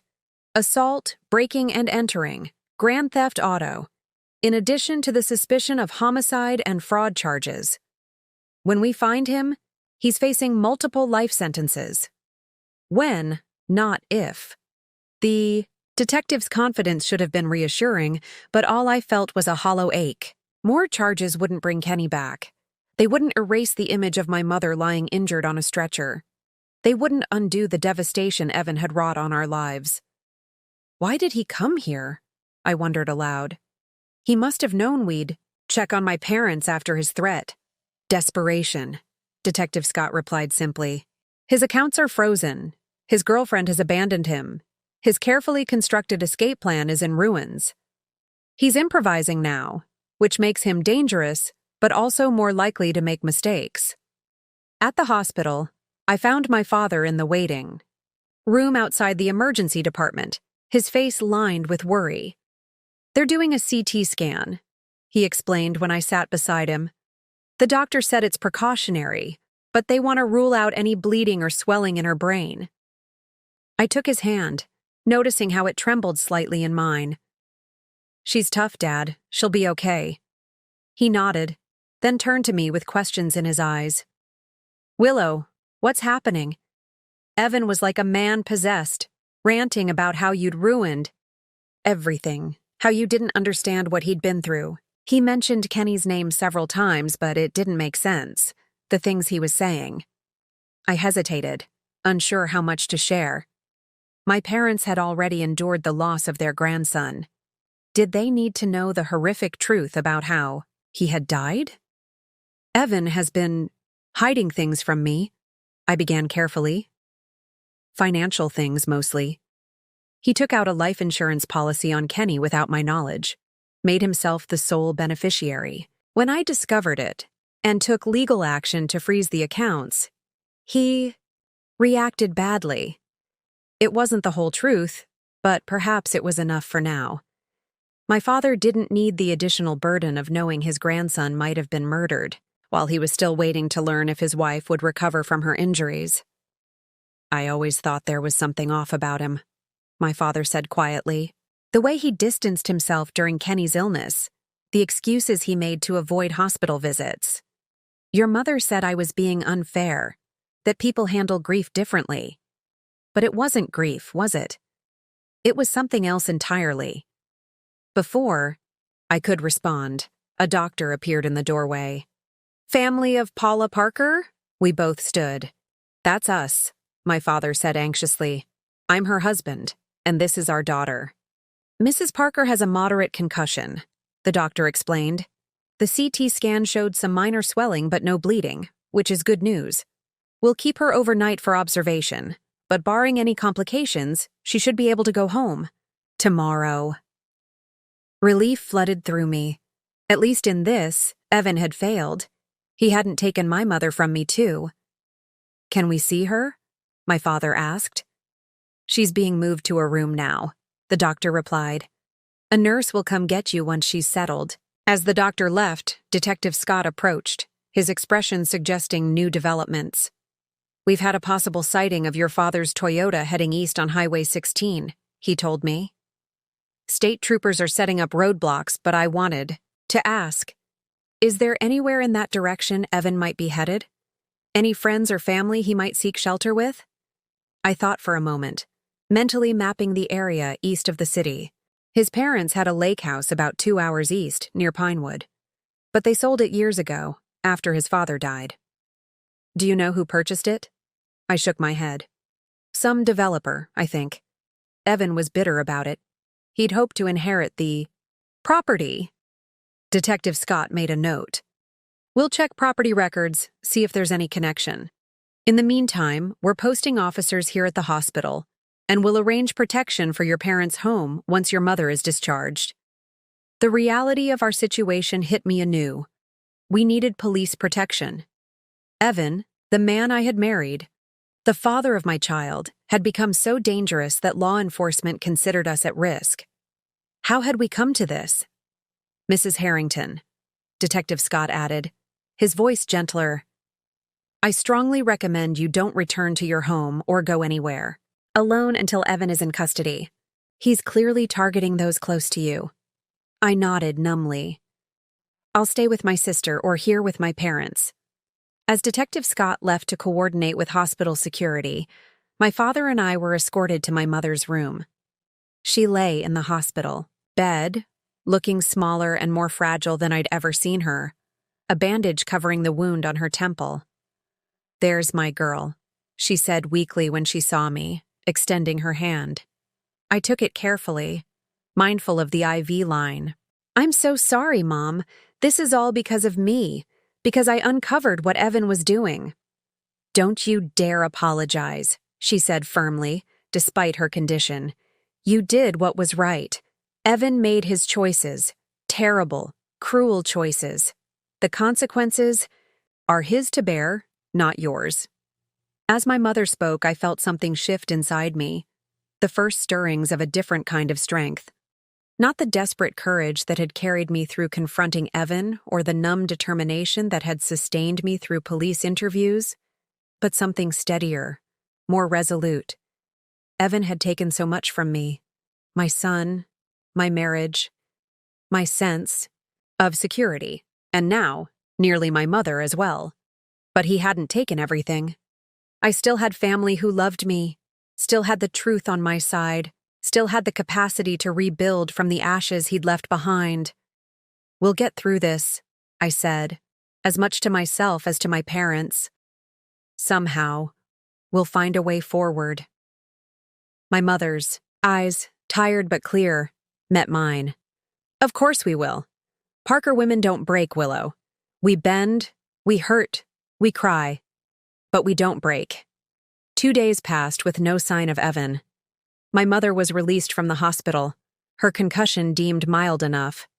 For home recovery, the three of us stayed at Abigail's house, my parents in the guest room, me on the sofa bed, while police maintained regular patrols past my parents' home and my former house with Evan. On the third morning, as we gathered in Abigail's kitchen, for a subdued breakfast, Detective Scott called. "We've tracked the Toyota to a motel just outside Pinewood," he reported. "Local officers confirmed it's your father's vehicle, but Evan appears to have abandoned it. We believe he may have switched to another car." "He's still in Pinewood?" I asked, thinking of the lake house his family had once owned. "We believe so. We've been checking property records as you suggested, and there's something interesting.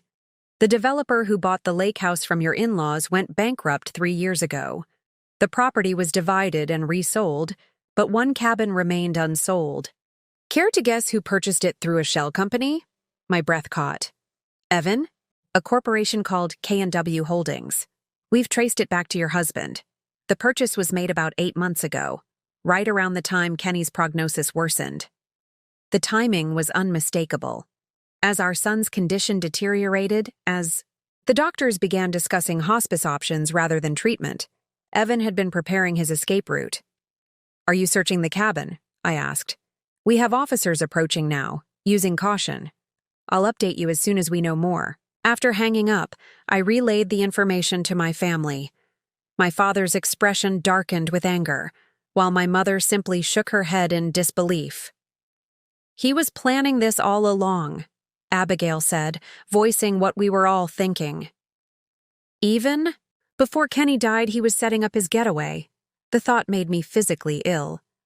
While I had been at Kenny's bedside, reading him dinosaur stories and helping him through painful treatments, Evan had been orchestrating his exit strategy, one that apparently included hastening our son's death to collect insurance money.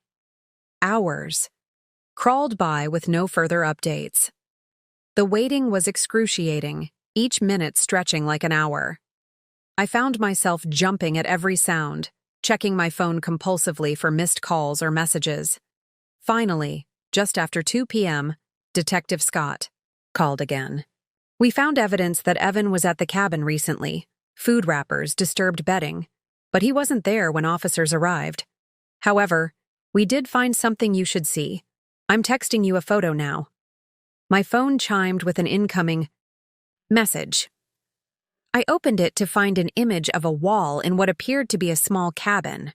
Pinned to the wall was a map with routes marked in red, surrounding areas highlighted in yellow. But what made my blood run cold were the photographs arranged around the map. Pictures of me, of my parents, of Abigail. Surveillance photos taken without our knowledge. "He's been watching us," I whispered, showing the image to my family.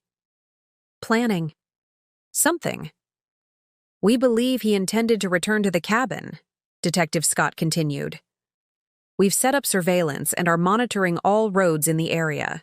It's only a matter of time." But time was the one thing that seemed to stretch endlessly. Another day passed, then another.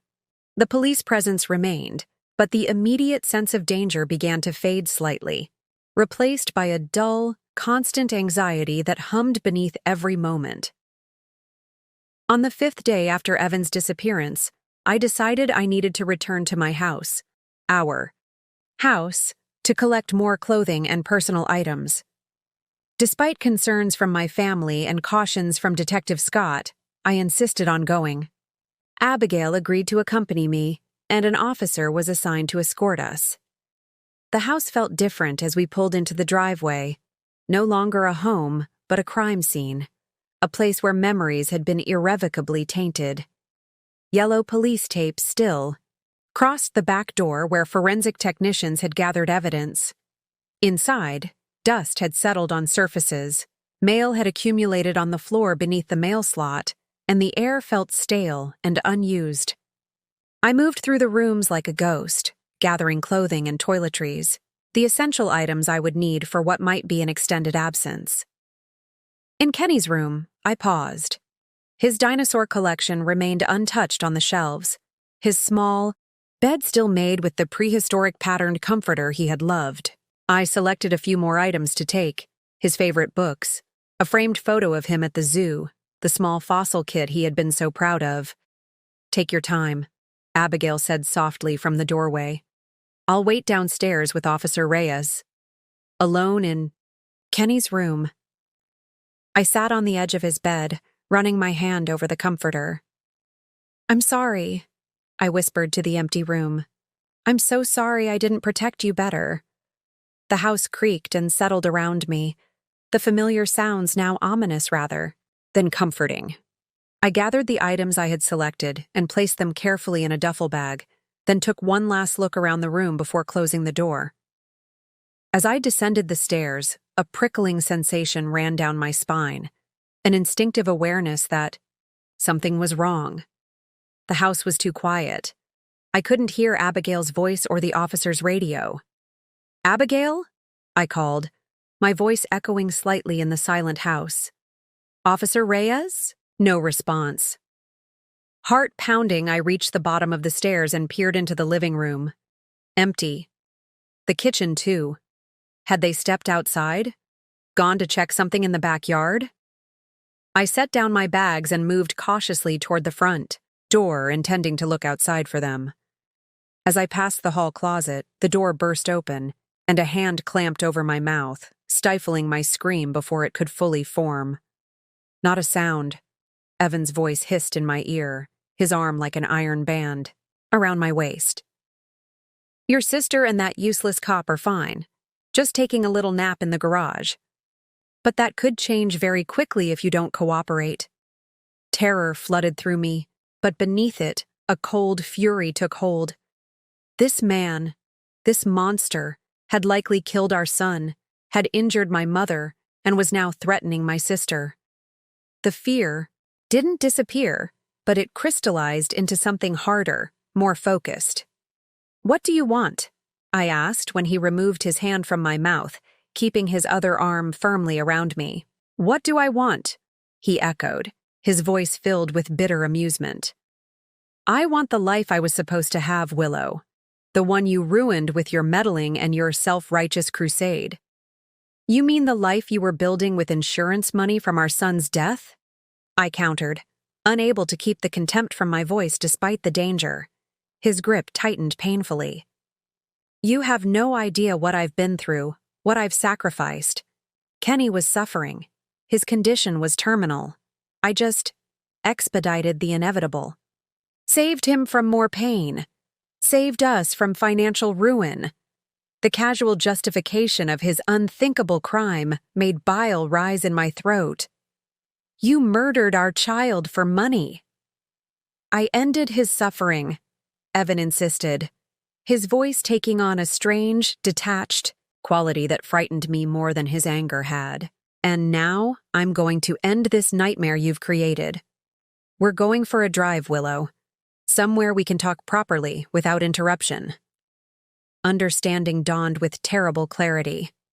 Evan hadn't come back for money or transportation this time. He had come back for me, to silence the one person who could ensure he never escaped justice for what he had done to Kenny. "People know I'm here," I said, struggling to keep my voice steady. "They'll come looking for me, for Abigail and Officer Reyes. Eventually, Evan agreed. But we'll be long gone by then. Now move. As he pushed me toward the back door, I realized, with grim certainty, that if I left with him now, I would never return. Whatever slim chance I had of survival lay in this house, in these moments, before he could force me into a vehicle and take me to some isolated location where my body might never be found. I had to act now, had to find some way to fight back, against the man who had already taken so much from me, for Kenny, for justice, for the future he had tried to steal from all of us. I need to use the bathroom first, I said, trying to buy time as Evan pushed me toward the back door. Nice try, he scoffed. We're leaving now. I'm serious, Evan, I insisted, forcing a note of desperation into my voice. It's been hours, unless you want me to ruin your car. He hesitated, clearly calculating the risks versus the inconvenience. Fine, 2 minutes, the downstairs bathroom only. His grip tightened on my arm. And don't get any ideas. I'll be right outside the door. The small half-bathroom off the kitchen had been Kenny's favorite, decorated with dinosaur-themed towels and a shower curtain showing prehistoric landscapes. Now it represented my only chance to find a weapon, to create a distraction, to somehow signal for help. Leave the door open, Evan ordered. I'm not using the bathroom with you watching, I protested, summoning indignation to mask my fear. After a tense standoff, he relented slightly. Crack it then, and I'm counting 120 seconds. Inside, I immediately scanned the small space for anything that might help me. The window was too small to escape through. No phone, nothing obviously useful as a weapon except my gaze fell on Kenny's dinosaur-shaped soap dispenser, a heavy ceramic triceratops that sat on the back of the toilet. I had always worried it might break if Kenny knocked it over, had almost replaced it with something lighter and plastic. Now I silently thanked whatever impulse had made me keep it. I turned on the faucet to mask any sounds, then quickly grabbed the dispenser, hefting it in my palm. It was substantial, not enough to incapacitate Evan, but enough to surprise him, to buy precious seconds. Time's up, Evan called, pushing the door wider. I swung with all my strength, aiming for his temple. Evan reacted at the last second, raising his arm defensively, but the ceramic dinosaur still connected with a sickening crack against his forearm. He howled in pain, staggering backward. I didn't wait to see if I'd broken his arm. I lunged past him, making for the front door, screaming as loudly as I could in hopes that neighbors might hear. Help! Someone help me! I'd almost reached the door when Evan tackled me from behind, sending us both crashing into the entryway table. Picture frames shattered beneath us, glass cutting into my palms as I struggled to break free. You stupid bitch, he snarled, flipping me onto my back, his hands finding my throat. You never know when to stop fighting, do you? His weight pinned me to the floor, his fingers tightening around my windpipe. Black spots appeared at the edges of my vision as I clawed at his hands, his face, anything I could reach. Kenny's face flashed in my mind, his brave smile during treatments, his excitement over simple pleasures like dinosaur documentaries and blue popsicles. Had he fought like this at the end?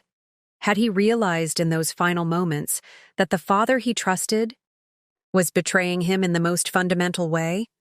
The thought gave me renewed strength. My hand, flailing blindly, connected with something sharp. A shard from one of the broken picture frames. I grasped it tightly, ignoring the pain as it cut into my palm, and drove it upward with all my remaining strength. The glass connected with Evan's face, slicing deep across his cheek and eye. He screamed, reflexively releasing my throat to clutch at his bleeding face. I gulped in desperate breaths, shoving him off me with adrenaline-fueled strength. This time, I didn't run for the front door. I scrambled toward the kitchen, toward the garage where Abigail and Officer Reyes were presumably unconscious. If I could wake them, reach the officer's weapon or radio. I'd barely made it past the kitchen island when Evan caught up to me again, grabbing a fistful of my hair and yanking me backward with such force that I lost my footing. My head cracked against the tile floor, sending a wave of dizziness through me. "Enough!" Evan roared, blood streaming down the side of his face from the gash I'd inflicted. "I tried to make this easy for you, Willow. Quick and painless. But now? Now I'm going to make you suffer, just like you've made me suffer." He dragged me by my hair toward the kitchen, reaching for a knife block on the counter. I kicked wildly, connecting with his knee, making him stumble but not fall. His hand closed around the handle of a large chef's knife, the one he'd used countless times to prepare family meals. "You know what's funny?" he asked, his voice eerily calm despite the blood and the violence. "I actually loved Kenny, in my way. He was a good kid, but he was going to die anyway, Willow. The doctors gave him months at best. All I did was spare him more pain, more pointless treatments." "You did it for money," I gasped, still struggling to catch my breath, to clear the dizziness from my vision. "For Anna. For Hawaii." "I did it for us," he shouted, momentarily losing his unnatural composure. "For a future without debt, without the constant drain of medical bills and failed treatments. Why couldn't you just accept the insurance money? We could have started over, Willow. Together." The delusion in his words chilled me more than his violence had. He truly believed his own twisted narrative, that murdering our son had been an act of mercy, that stealing the insurance money had been for our benefit. "There is no us, Evan," I said, tasting blood where I'd bitten my lip during the fall. "There hasn't been since the moment you decided Kenny's life was worth less than money." Rage contorted his features. He raised the knife, and I knew with terrible certainty that he intended to end this now, here in the kitchen where we had once shared family breakfasts, where Kenny had finger-painted at the table while I made dinner. Closed my eyes, a strange calm settling over me. If this was the end, at least I had fought. At least I had exposed the truth about Kenny's death. At least I had tried to get justice for my son. The gunshot was so unexpected that at first I didn't recognize the sound. Thought perhaps Evan had dropped something heavy. Only when his grip on my hair suddenly released, when he collapsed beside me with a choked gasp, did I realize what had happened. Officer Reyes stood in the doorway to the garage, his service weapon still raised, his face pale but determined. Behind him, Abigail leaned against the doorframe, a nasty bruise forming on her forehead but very much conscious. "Officer Reyes?" I whispered, hardly daring to believe what I was seeing. "Are you injured, Mrs. Harrington?"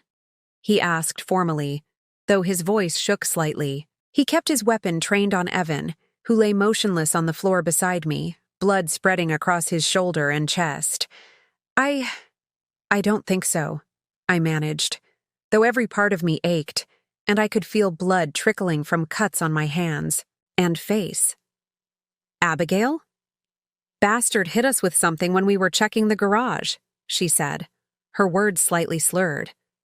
"Woke up zip-tied to the pipes. Took us a while to get free." Officer Reyes approached cautiously, kicking the knife away from Evan's limp hand before kneeling to check his pulse. After a moment, he spoke into his radio, requesting immediate medical assistance and backup. "Is he—" I couldn't finish the question. "Still alive," Officer Reyes confirmed. "But in critical condition.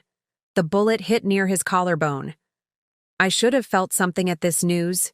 Relief, perhaps, or disappointment. Or simple shock. Instead, I felt oddly hollow, as if I had used up every emotion available to me in the desperate fight for survival. Abigail helped me to my feet, supporting me as we moved away from Evan's bleeding form. "It's over," she murmured, holding me close. "It's finally over, Willow." But was it? Even as sirens wailed in the distance, even as Officer Reyes maintained his vigilant stance over the man who had once been my husband, I knew that nothing was truly over. Kenny was still gone. The void he had left would never be filled. The betrayal Evan had committed could never be undone. The truth about how my son had died would haunt me for the rest of my life. Yet something had changed in those desperate moments of fighting for my life. The paralyzing grief that had consumed me since Kenny's death had transformed into something else. Not healed, not diminished, but somehow redirected. As if the energy of my love for him, once trapped in an endless cycle of pain, had found a new purpose. As paramedics rushed in, as Detective Scott arrived with reinforcements, as the house became a flurry of activity and evidence collection, I stood in the eye of the storm, Abigail's arm still around my shoulders, and made a silent promise to my son. I would survive this. I would find a way forward, not despite the pain, but through it. I would honor Kenny's memory not just by exposing the truth about his death, but by living the life he couldn't, with courage, with compassion, with the same bright spirit he had shown even in his darkest moments. And perhaps, someday, I would find peace again. Not the peace of forgetting, but the peace of remembering without being destroyed by the memory. The weeks following Evan's arrest passed in a blur of legal procedures, medical examinations, and sleepless nights. Evan survived his injuries but faced a staggering array of charges: first-degree murder, attempted murder, assault, fraud, breaking and entering, and more. The evidence against him was overwhelming, bolstered by Paula Winter's testimony and the damning medical records showing the tampered medication. Pump! To everyone's relief, he accepted a plea deal rather than forcing a trial. Perhaps he recognized the futility of fighting the mountain of evidence, or perhaps some small remnant of humanity within him couldn't bear the public exposure of what he had done to Kenny.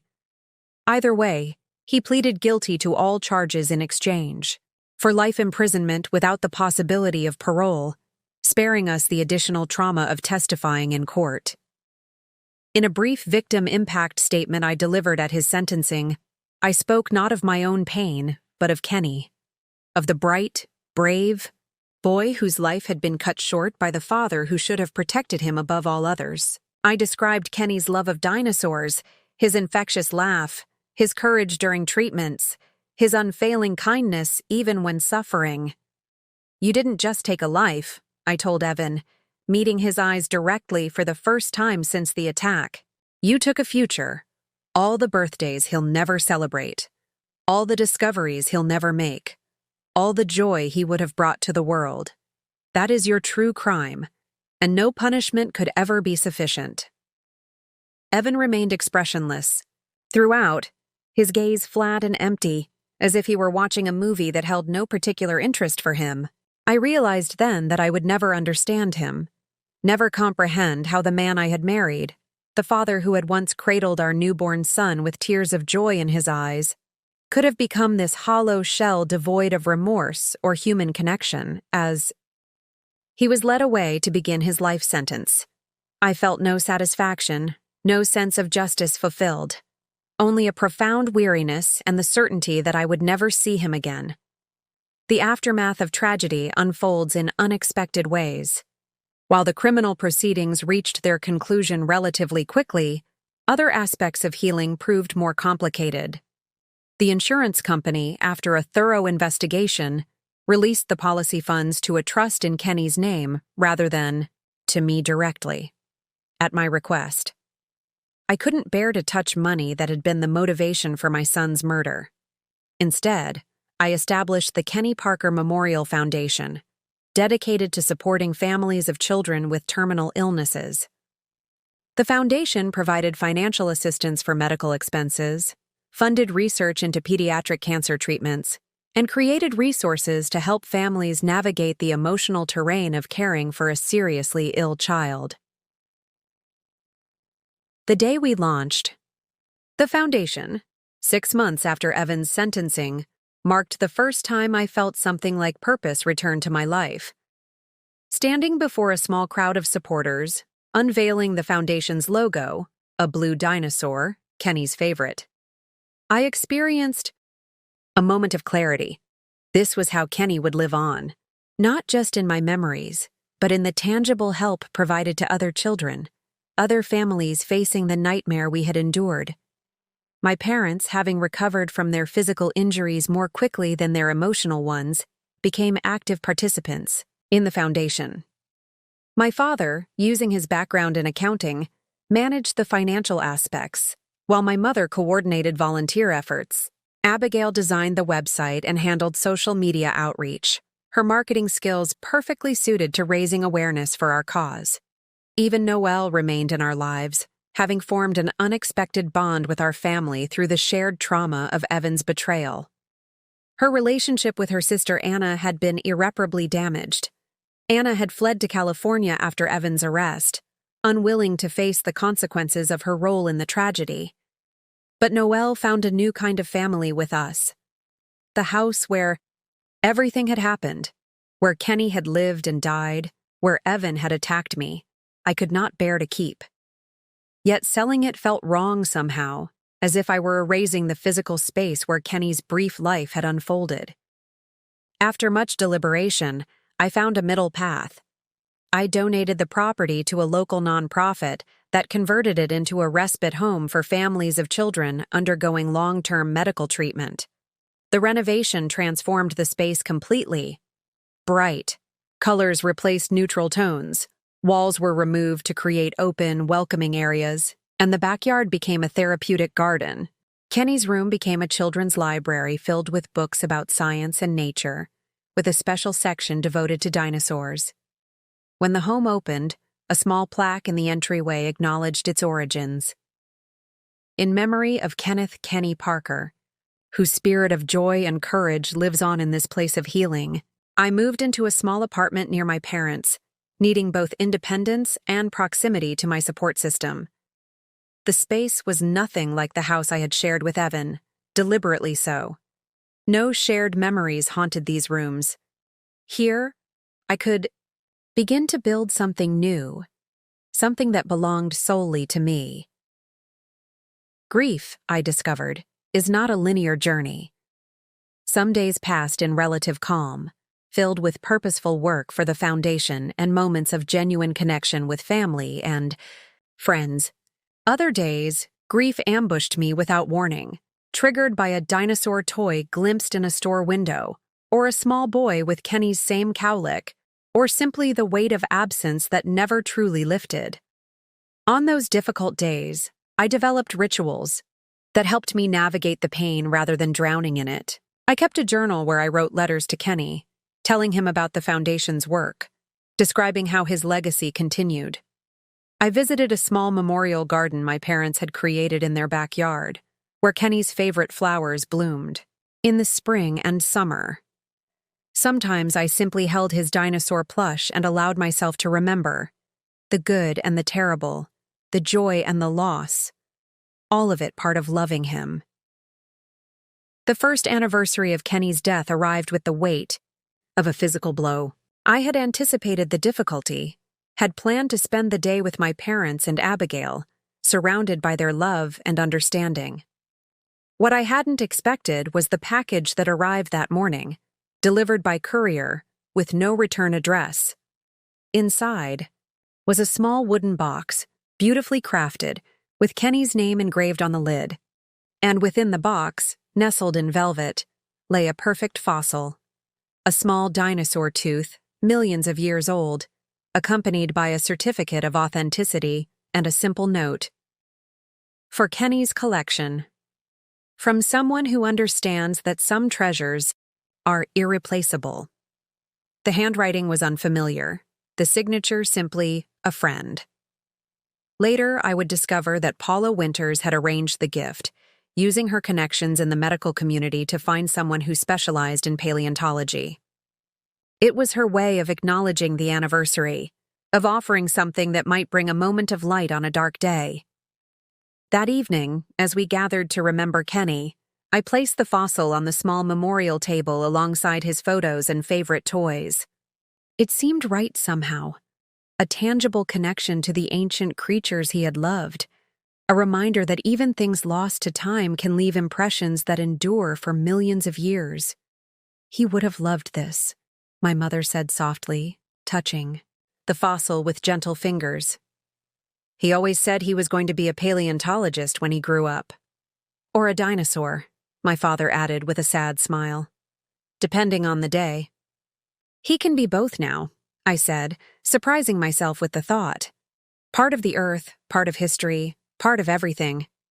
It wasn't comfort exactly. Nothing could truly comfort the loss of a child.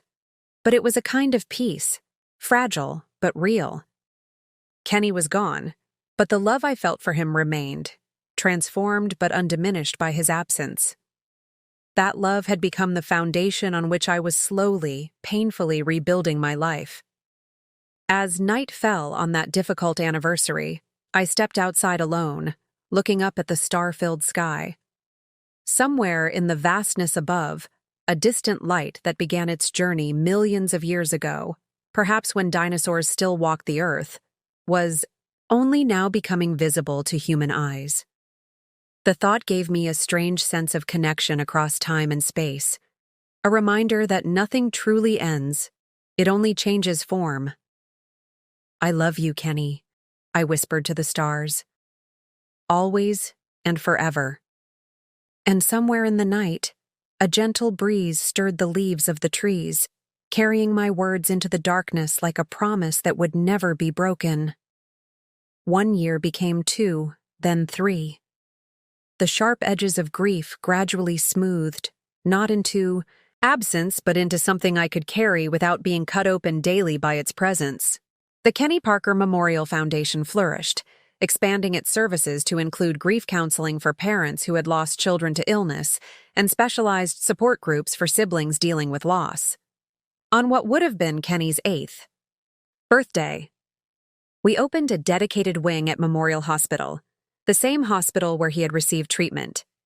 The Kenny Parker Pediatric Oncology Center featured bright, dinosaur-themed examination rooms, state-of-the-art treatment facilities, and comfortable family areas designed to make the grueling process of cancer treatment slightly more bearable for children and their families. At the ribbon-cutting ceremony, I stood flanked by my parents and Abigail, overwhelmed by how much had been accomplished in Kenny's name. Dr. Michaels, Kenny's oncologist, who had become a close ally in developing the center, spoke eloquently about the impact the new facilities would have on patient care and outcomes. "Every child who walks through these doors," she said, "will benefit from Kenny's legacy. Every family will find support during their darkest hours, because Willow refused to let tragedy have the final word." Her words touched me deeply, not because I felt deserving of praise, but because they acknowledged an essential truth. Kenny's story had not ended with his death. It continued in every child helped, every family supported, every medical advance funded by the foundation that bore his name. After the ceremony, as attendees mingled over refreshments, a young woman approached me hesitantly. Her son, about 6 years old, held her hand, his baseball cap covering what I recognized as the hair loss from chemotherapy. "Mrs. Parker?" she began. "I'm Noelle Scott. This is my son, George." I smiled at the boy, who regarded me solemnly from behind his mother's leg. "Hello, George. I like your dinosaur shoes." They were sneakers with T-Rex prints, similar to ones Kenny had loved. A shy smile broke across his face. "They light up when I walk," he demonstrated, stomping his foot to make the shoes flash. "That's very cool," I said, crouching to his level. "Do you have a favorite dinosaur?" "Triceratops," he answered immediately. "They have 3 horns to fight with." "Excellent choice." My son Kenny loved Triceratops too. The boy's mother squeezed his shoulder gently. "George has been receiving treatment here for about 6 months," she explained. "The dinosaur-themed playroom your foundation created. It's been his safe place. The only part of coming to the hospital he actually looks forward to." "I play there.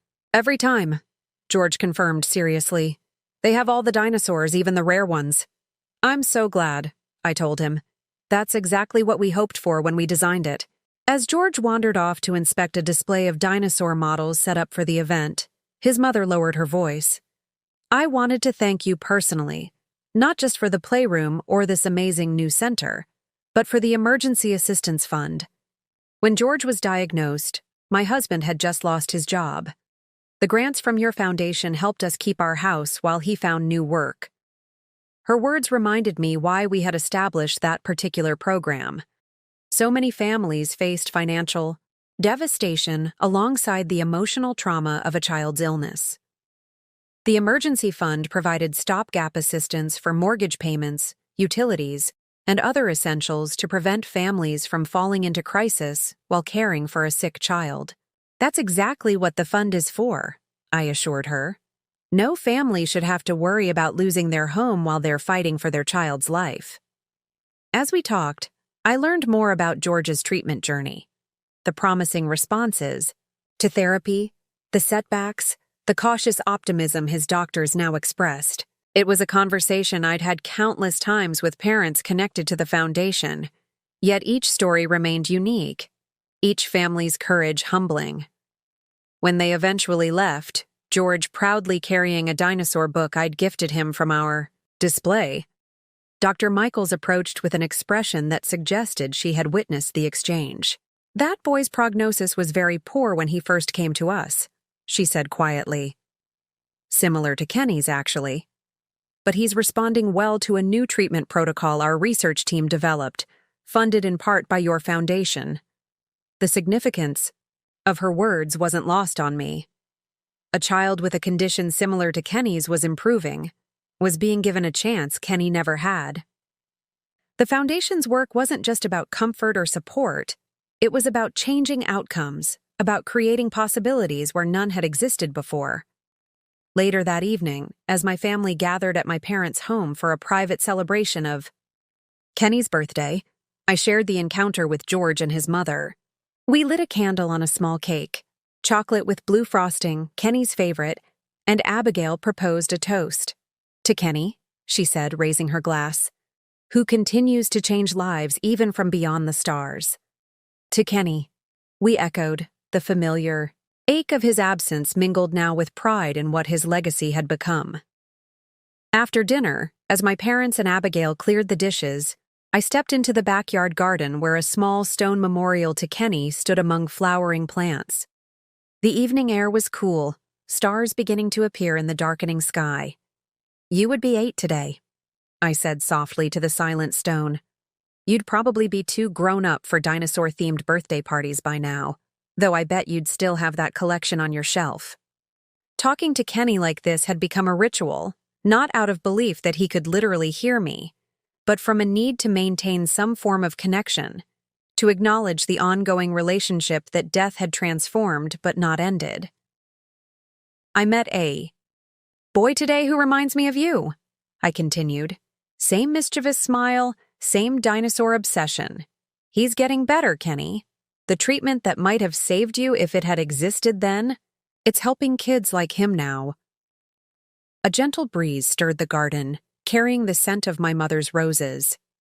In the distance, children's laughter floated from a neighboring yard where a family gathered for an evening barbecue. Life continued, all around, persistent and resilient. I'm thinking of making a change, I confided to the stone. Something I've been considering for a while now. I'm going back to school to study child psychology. The foundation work has shown me how much support children and families need during illness and loss. I want to do more than just raise money and awareness. I want to help directly. The decision had been forming gradually over months of volunteer work at the hospital, of sitting with parents as they processed devastating diagnoses or celebrated treatment milestones. I had discovered a capacity within myself, born of my own grief and healing, to be present with others in their darkest moments without being consumed by them. My parents and Abigail had enthusiastically supported the idea when I'd tentatively mentioned it to them. My mother had even found information about programs designed for adult students returning to education, with flexible schedules that would allow me to continue my foundation work while studying. As twilight deepened into night, I remained in the garden, watching the first stars appear. The past 3 years had transformed me in ways I couldn't have imagined in those first raw days of grief and betrayal. The woman who had stood at Kenny's funeral, shattered by loss and deception, was still part of me, but she was no longer all of me. "I miss you every day," I whispered to the stars that now filled the sky. "But I'm finding my way forward, Kenny, one step at a time." The path ahead wasn't clear or certain. There would still be difficult days, anniversaries that brought grief, rushing back with unexpected force, moments when Kenny's absence felt as fresh and painful as it had in the beginning. But there would also be purpose, connection, even joy, not despite having loved and lost him, but because of it. As I turned to go back inside, to rejoin my family in the warm light of my parents' home, I carried with me the certainty that Kenny's story, and mine, continued to unfold in ways neither Evan's betrayal nor death itself could diminish or erase. 5 years after opening the Kenny Parker Pediatric Oncology Center, I stood at a podium facing an audience of medical professionals, donors, and families who had been touched by our foundation's work. The occasion was the dedication of our newest initiative, a retreat facility for families of children with terminal illnesses, a peaceful place where they could create precious memories together away from hospital settings. "Today marks another milestone in our journey," I began, my voice steady with the confidence that had grown over the years of public speaking on behalf of the foundation. "The Horizon Retreat isn't just a building or a program. It's a promise that no family will face their darkest hours alone, that every child's life, no matter how brief, will be filled with as much joy and dignity as possible." From my vantage point, I could see my parents in the front row, their hair now more gray than not, but their faces bright with pride. Beside them sat Abigail with her husband and their 2-year-old daughter, named Kendall in honor of the nephew she would never meet. Even Paula Winters was present, having become an invaluable ally in our work, using her nursing expertise to help design programs that addressed families' practical and emotional needs. 10 years ago, I continued, I stood in a funeral home making arrangements for my 5-year-old son. I couldn't imagine then that anything meaningful could emerge from such devastating loss. I couldn't see beyond the pain and betrayal that had shattered the life I thought I knew. The audience was silent, respectful of the personal nature of my words. Many knew my story. It had been impossible to hide the sensational aspects of Evan's crimes and conviction. But few had heard me speak of it so directly. What I've learned in the decades since losing Kenny is that tragedy doesn't define us. Our response to it does. The path forward isn't about moving on or getting over it. It's about moving through it, about carrying our loved ones with us in the lives we continue to build. My gaze swept the room, taking in the faces of parents who understood this truth intimately, who lived it daily as they supported children through illness or carried the memory of those they had lost. The Kenny Parker Foundation began as one mother's attempt to make sense of senseless loss. Today, it stands as proof that love transcends death, that purpose can emerge from pain, that helping others is often the most healing path for ourselves. As I concluded my speech and the ceremony transitioned to a ribbon cutting, Dr. Michaels joined me at the podium. "Congratulations, Dr. Parker," she said warmly, using my recently acquired title. My return to school had culminated in a doctorate in clinical psychology with a specialization in childhood grief and trauma.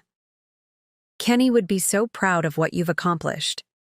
"Thank you," I replied, touched as always by the acknowledgement of Kenny's continuing presence in everything the foundation achieved. After the ceremony, as guests toured the new facility, a teenage boy approached me hesitantly. It took me a moment to recognize him. "George?" I asked, remembering the shy 6-year-old with the dinosaur shoes. He nodded. A healthy teenager now with no visible signs of the illness that had nearly claimed his life. My mom said I should introduce myself again. You probably don't remember me, but of course I remember you, I interrupted gently. Triceratops fan, light up shoes. How are you doing? His face broke into a surprised smile. I'm great. 5 years cancer-free now. I'm actually volunteering at the center this summer, helping in the playroom with the younger kids. The full circle moment wasn't lost on me. This boy, who had benefited from the Foundation's work during his own illness, was now giving back, extending the chain of compassion to others walking the path he had traveled. Later that evening, alone in my office at the Foundation headquarters, I sat at my desk reviewing plans for our next initiative, a specialized training program for teachers working with children returning to school after long-term medical absences. The work remained challenging but deeply fulfilling. Each new program an opportunity to honor Kenny's memory in tangible ways. My office walls held framed photographs chronicling the Foundation's growth, ribbon cuttings, fundraising events, children benefiting from our programs. Among them, in the most prominent position, hung a portrait of Kenny, not a sad reminder of loss, but a joyful image of him laughing, surrounded by his beloved dinosaur collection. I often found myself speaking to him in quiet moments like this, sharing achievements and challenges, maintaining our connection across the divide of years and realms. We've come a long way, buddy, I said softly to his smiling image, and we're just getting started. My phone chimed with a text from Abigail. Little Kendall just pointed at Kenny's picture and said, "Dinosaur boy. She knows her cousin," I smiled, through sudden tears. Kenny lived on not just through the Foundation's work, but in the hearts and memories of our family, including the niece born years after his death. As I prepared to leave for the day, I paused before the window overlooking the city. The setting sun painted the sky in shades of orange and gold, a reminder of nature's persistent beauty even in a world that sometimes contains unimaginable pain. In that moment of reflection, I thought of all those who might be experiencing their own darkest hours, standing where I once stood, devastated by loss, betrayal, or seemingly insurmountable challenges. If I could speak directly to them, what would I say? The words formed naturally, as if I were addressing not just an imagined audience but also the woman I had been 10 years ago, broken by grief and deception. To anyone listening who feels trapped in darkness, who cannot imagine finding their way forward, I see you. I have stood where you stand. I have felt the ground disappear beneath my feet and wondered how I would survive another day, another hour, another breath. I won't tell you that time heals all wounds. Some losses leave permanent scars. I won't promise that pain disappears. It transforms, evolves, but remains part of your story. What I can tell you with absolute certainty is this: you are stronger than you know. The very love that makes loss so devastating can become your greatest source of healing and purpose. The light you think has been extinguished is still there, waiting to be rediscovered in new forms. Trust the process, even when you can't see the path. Lean on those who offer genuine support. Be patient with yourself on the difficult days, and remember that healing isn't about forgetting or moving on. It's about integration, about carrying your loved ones with you as you build a life they would be proud of. Most importantly, know that you are not alone. Others have walked this path before you and found their way to meaningful lives.